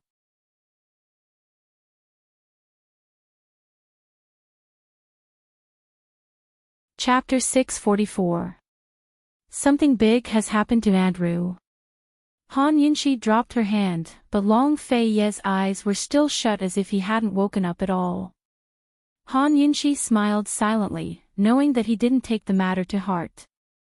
She also knew that he'd been pretending to be asleep this entire time. She was too lazy to pay Chu Shifeng any attention as he shouted outside. She nestled in Long Fei's arms and looked up at him, only to see that his smooth chin had grown a thin stubble overnight. It was a very manly sight. From her angle, he looked especially sexy. The stubble was prickly, but it didn't hurt. She stroked it lightly and played with it with amusement.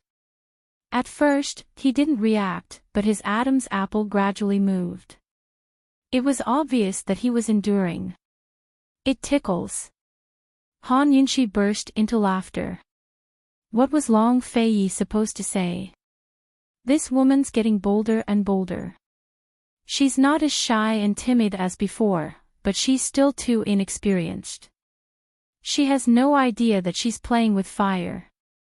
He didn't know when it started, but he'd become extremely sensitive to her every move. It's asking for my life, but I can't stop myself. Chu Shifeng was still shouting outside the door. Your Highness, esteemed Wang Fei, are you inside? Something's happened to Andrew. Something big has happened. Your Highness, if you're inside, answer the subordinate. Chu Shifeng had clearly seen His Highness return to the rooms with his own eyes. He'd been standing guard outside the door the entire time. His Highness and esteemed Wang Fei had to be inside, so why didn't they respond when he shouted so loudly? Previously, when they were in the house, all he had to do was shout outside the door and there would be a response. Chu Shifeng had no idea how many times he and Zhao Mama had ruined their master's plans, much less that their masters were no longer the same as before. They were no longer affected by their actions. Did something happen? Chu Shifeng felt that something was amiss the more he thought about it. He almost broke through the door. Fortunately, he recalled the kick he'd received at Jiangnan's Plum Blossom Sea. Thus, he silently retreated. He told himself that nothing would happen with His Highness Duke of Qin here. Then he simply stood guard while secretly wondering what the two masters were doing shut up in the middle of the day. What couldn't be paused? Chu Shifeng chuckled until his lips curled into an ambiguous grin. However, he quickly regained his senses. He hadn't even reported that something had happened to Andrew. Andrew crippled Duan Muyao. Your Highness, esteemed Wang Fei, did you hear that? Master, Andrew crippled Duan Muyao. Crippled. As soon as these words came out, Long Fei Yi, who was immersed in the land of tenderness, instantly opened his eyes. Han Yunxi was also extremely shocked. How could this be? Han Yunxi should be celebrating the fact that Duan Muyao was crippled, but at this moment, she said rationally, oh no. Tang Li was going to apologize. Did Andrew think that the trouble was not big enough? He actually crippled someone. Tang Zijin's announcement was wasted. What happened? Long Fei Yi asked. This subordinate isn't sure either. I just received news from a flying pigeon that Tang Li and the rest are on their way back, Chu Shifeng reported honestly. Han Yunxi and Long Fei Yi quickly washed up and tidied themselves up. As soon as they opened the door, Han Yunxi asked, what do you mean, crippled? Chu Shifeng still shook his head. The letter only said that she crippled someone. Go ask immediately. Long Fei Yi ordered unhappily.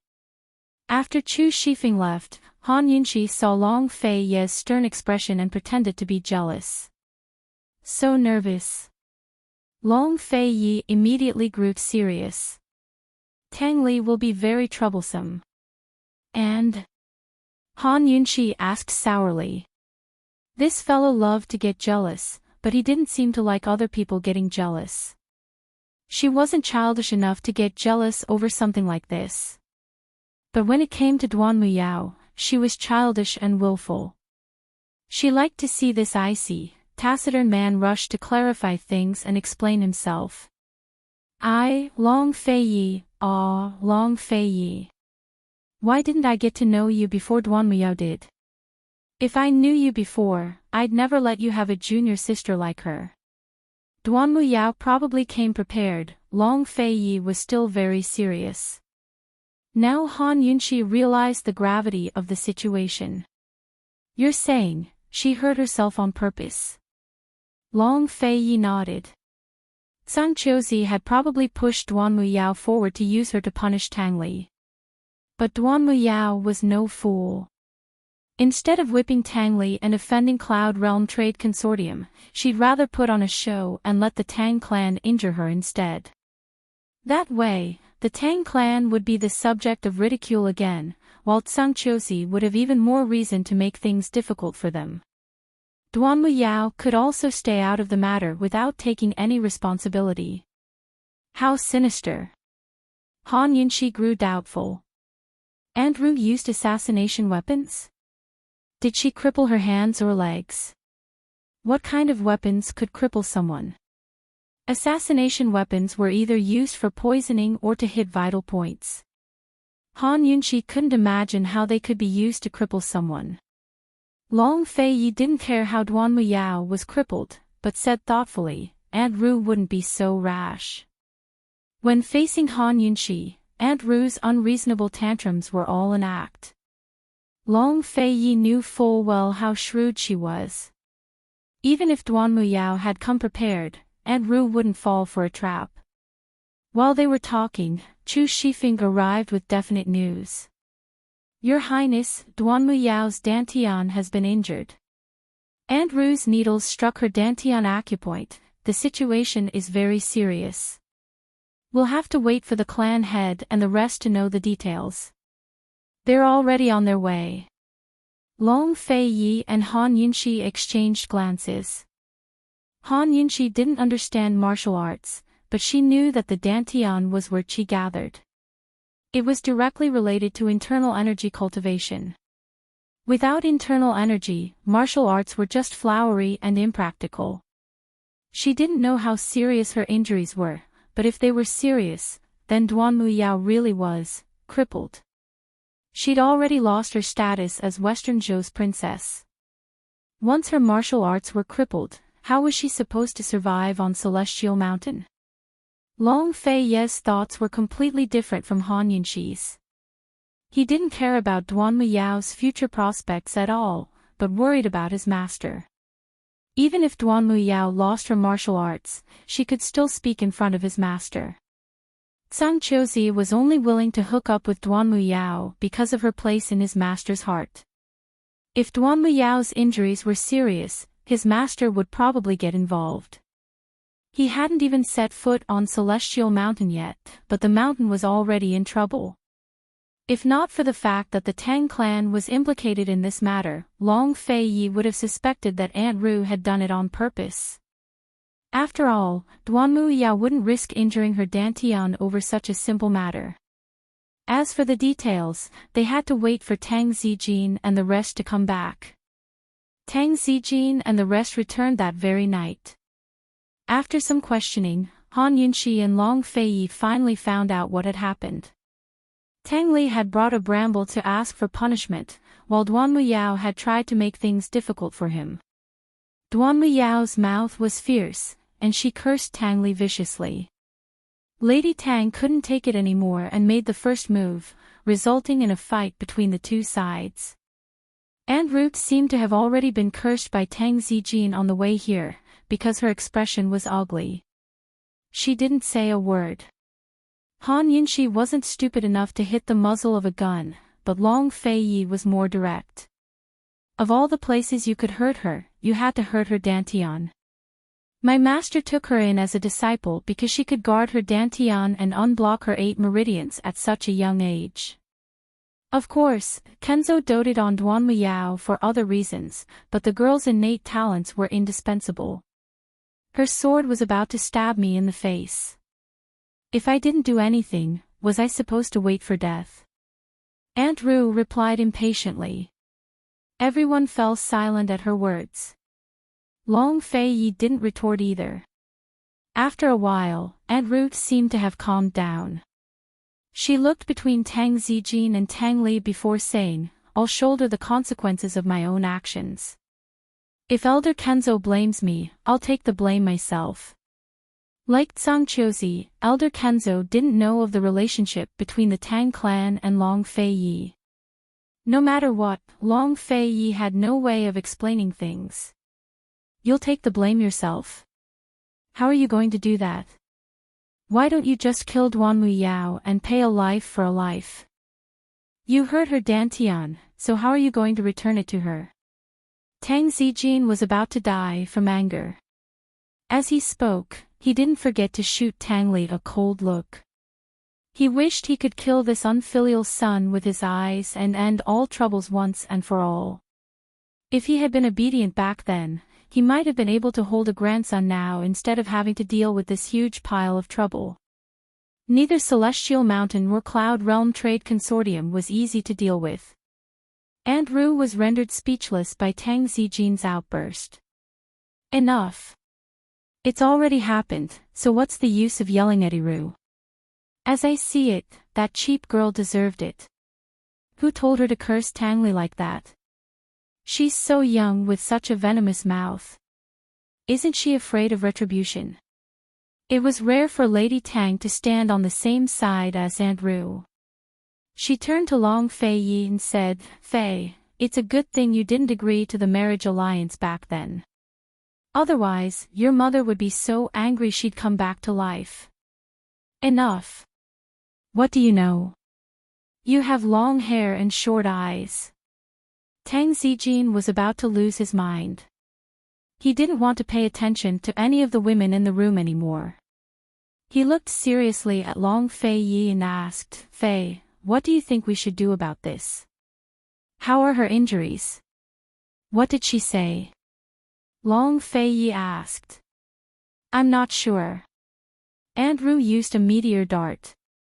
Duanmu Yao spat up multiple mouthfuls of blood on the spot. She said this wasn't over yet. Old man wanted to explain, but that damned girl left too quickly. She probably went to treat her injuries, Tang Zijin replied. Meteor dart. Long Fei Yi muttered to himself, before asking, how far away was it? Meteor dart was extremely fast, so its power was immense as well. If it was used at close range, the consequences would be unthinkable. Tang Zijin understood meteor dart even better than Long Fei Yi. The scene had been so chaotic and sudden that he didn't have time to see clearly before Duanmu Yao left. About 10 paces, Aunt Rue added in a low voice. Long Fei Yi and Tang Zijin exchanged glances. 10 paces. Duanmu Yao would have been seriously injured at that distance. Long Fei Yi fell silent for a while before saying, prepare to face Celestial Mountain head-on. And also, report this to Cloud Realm Trade Consortium immediately.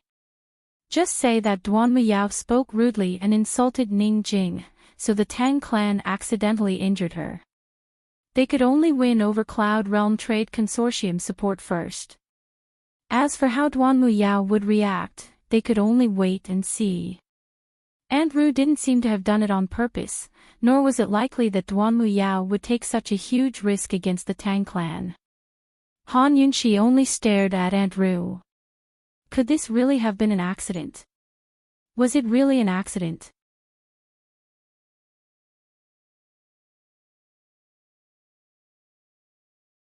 Chapter 645. Was Duanmu Yao's actions a conspiracy, or an accident? Let's see how Duanmu Yao will deal with the Tang clan. By now, news of Tang Li's humble apology had spread like wildfire. The cursed Tang Li had earned more or less sympathy and forgiveness. Some even said that he was a responsible and responsible man. Han Yunqi heard the reports from the servants and sighed with emotion. What's wrong with this world? If Tang Li really did something so humiliating, she'd never treat him as a friend again. She didn't know what the people outside were thinking, but some of them actually forgave Tang Li. Inside the room, everyone was still sitting. No one blamed Andrew anymore, but waited for news from Duan Muyao's side. If her injuries were light, there might be room to turn the situation around. If they were serious, then the Tang clan would be offending old Kenzo instead of Zhangqiuzi. The wait was long and arduous. An entire night passed without news. Lady Tang stretched lazily. Everyone, go rest. If it's a blessing, it's not a disaster. If it's a disaster, we can't avoid it. She'd hardly finished speaking when Chu Shifeng rushed in. Your Highness, there's a letter from old Kenzo. Tang Zijin's heart trembled with fear. So fast. Duan Muyao must have told on us. Lady Tang said hatefully. But Chu Shifeng only explained, it's not for the Tang clan, but for His Highness. A letter from old Kenzo to Long Fei Yi. A coincidence? Or did old Kenzo find out about Long Fei Ye's relationship with the Tang clan? How did he know? The atmosphere grew tense as everyone stared at the letter in Chu Shifeng's hands, their hearts trembling with fear. No one noticed the satisfied smile in Andrew's eyes. Long Fei Yi was still calm as he slowly opened the letter.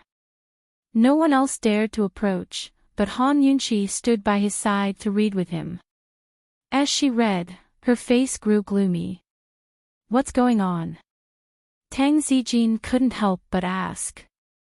His original plan was to leave Long Fei an escape route at Celestial Mountain. If he ended up hurting Long Fei instead, how was he supposed to face his dead little sister? Han Yunqi returned to her seat in silence. Long Fei Yi turned to look at her. A helpless smile flitted across his lips.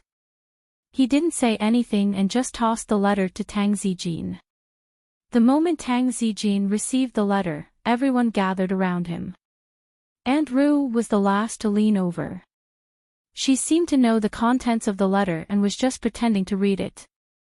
Unfortunately, Long Fei Ye's attention was all on Han Yunqi and he didn't notice her. Tang Zijin and the others only saw the first part of the content. Fortunately, his injuries aren't serious. He can still be saved. Tang Zijin sighed as he watched. Tang Li exhaled deeply. Aunt Ru, it's a good thing you didn't hit him too hard. Otherwise, the meteor dart would have been enough to make her suffer. Lady Tang exhaled as well. Duan Muyao's probably busy treating her injuries. Zijin, we have to announce the news before she does. Mother, find someone to talk to Ouyang Ningjing and have her denounce Duan Muyao. Then we'll apologize and mediate, Tang Li said hastily. After this incident, everyone had become experts at public relations. By now, Tang Zijin had finished reading the rest of the letter. Duan Muyao needs someone to help treat her injuries, he said. Tang Li and the rest looked over anxiously at his words. After reading the rest of the letter, Chu Shifeng was the first to look at Long Fei Yi. Everyone else followed suit. Old man Kenzo wrote that Duan Muyao had suffered internal injuries and needed someone with strong internal energy to treat her. He told Long Fei Yi to find Duan Muyao immediately. He had to treat her injuries and take good care of her. He had to find the person who hurt her and take revenge. As soon as the snow melted, he had to bring her back to Celestial Mountain to recover. Although it was written in words, the 3 words, must, made it so that everyone who read the letter could clearly sense the Sword Sect Master's commanding tone. They could also clearly sense the Sword Sect Master's love for Duan Muyao. Long Fei Yi didn't owe Duan Muyao anything. Old man Kenzo was being too biased. By the tea table, Han Yunqi was sitting with a serious expression while Long Fei stood in front of her. Although his back was tall and imposing, he still looked like someone who'd committed a crime and was waiting to be interrogated. Chu Shifeng couldn't help but gulp. Based on his experience, esteemed Wang Fei was truly unhappy. The problem was very serious. Tang Zijin and the rest of his family exchanged glances with complicated expressions. Aunt Ruth stood on one side, staring cold at Han Yunxi with disdain and loathing in her eyes. She really didn't understand what right this damned girl had to throw a tantrum at Fei. Duan Muyao was deeply doted on by old man Kenzo and had the skills to hook up with Zhangqiuzi. In the future, Celestial Mountain would be her world. What right did Han Yunxi have to compare to her? What right did she have to be jealous? In the silence of the room, they couldn't see Long Fei Ye's expression. All they could see was Han Yunxi's cold little face, which made everyone feel uneasy. Tang Zijin was the first to break the silence with a sigh. Thank goodness, thank goodness. It looks like old man Kenzo doesn't know anything. Duan Muyao only said she was injured, but didn't say how. Aunt Ru hastened to add, Duan Muyao came to help Zhangqiuzi this time. She wouldn't be stupid enough to tell old man Kenzo. Those two elders of Celestial Mountain are still at odds with each other. Tang Zijin slapped his forehead. That's right, that's right. It was a false alarm. A false alarm. Old man Kenzo spends most of his time in closed-door cultivation and rarely comes out. He wouldn't know unless someone went to tell on her. Why didn't he think of that just then? As long as they didn't offend old man Kenzo, he wouldn't have to worry so much. With Duan Muyao in the way, who would dare to tell on her? As I see it, we're all overthinking things. Aunt Ru looked like she'd been wrongly accused, while Lady Tang laughed. Iru, you should have heard her a few more times if you knew this would happen. Lady Tang really didn't like Duan Muyao and wished she'd be the one to hurt her. At this moment, Long Fei Yi slowly turned to look at her, causing her to shut her mouth resentfully. Fei, you should make a trip there as soon as possible. A long night is fraught with dreams. If Duan Muyao's injuries worsen and we can't hide the truth, the Tang clan will be in real trouble, Aunt Ru coaxed. Long Fei Yi only pretended not to hear. Cold, he said to Tang Zijin, this matter doesn't involve my master, so it's not a big problem. There are many matters to attend to in Yaoshuwei, so I'll take my leave now. He's leaving. You're really not going to save Duan Muyao? Tang Zijin asked in alarm. It has nothing to do with you. Hurry up and take care of the Tang clan's troubles. Long Fei Ye's tone was cold and commanding. Everyone present besides Han Yunxi could tell that Long Fei Yi was speaking to Tang Zijin as the East Qin Crown Prince. Taking care of the Tang sect was Tang Zijin's responsibility as the sect master. It was also his responsibility as the head of the East Qin Imperial Shadow Guards. He restrained his emotions and replied to Long Fei Yi, don't worry. Aunt Ruth stood on the sidelines, her expression like a storm. Unfortunately, Tang Zijin had no room to speak, much less her. Still, she knew that things wouldn't end so easily with Duan Muyao's personality. Long Fei Yi looked at Han Yunxi and didn't say a word. Instead, he held out his hand. Han Yunxi's emotions were written all over her face, but she still gave him her hand and rose to her feet. Just like that, the two of them walked out the door with their fingers interlocked. Chu Shifeng gave a start before chasing after them. He can't do this. Aunt Ru muttered next to Tang Zijin. Think of a way to persuade him. Even if he goes to check on Duan Muyao's injuries, it'll give us some assurance. So what if he doesn't go? Don't worry about Fei taking care of things. If he dares not go, then he must have the capital to back it up. Lady Tang relaxed after confirming that the Tang clan wasn't in danger. She added, even if he does go, he should delay it for a few days so Duan Muyao can suffer more. Tang Li muttered to himself, with sister-in-law here, my big brother can't go even if he wants to. Mind your own business. Tang Zijin reprimanded him. Tang Li gave Lady Tang a look before mother and son quickly slipped away. Seeing that no one was around, Aunt Ru muttered, "Aren't you going to use this chance to put pressure on Han Yunxi? The situation in the West is still a mess, so don't add to Fei's troubles. I heard from my subordinates that Fei is planning to go to Celestial Mountain. We'll see when the time comes." Tang Zijin was very cautious and didn't forget to warn Aunt Ru. "Don't act blindly without thinking. You know Fei's temper too. The more you oppose him, the more he won't listen to you. They've been married for years now, but I don't see any signs of movement in Han Yunxi's stomach. I doubt Fei sees her as one of his own." As a chauvinistic old man like Tang Zijin saw it, if a man truly liked a woman, he'd definitely want her to bear his children. But from Aunt Ru's perspective, things were different. She said, "Han Yunxi's gotten too many exceptions. Don't you think Fei's changed?" As an old woman, Aunt Ru saw it, if a man truly liked a woman, he'd be willing to change for her sake. "Let's talk about this another time. Send someone to talk to Ning Jing and figure out how to deal with this."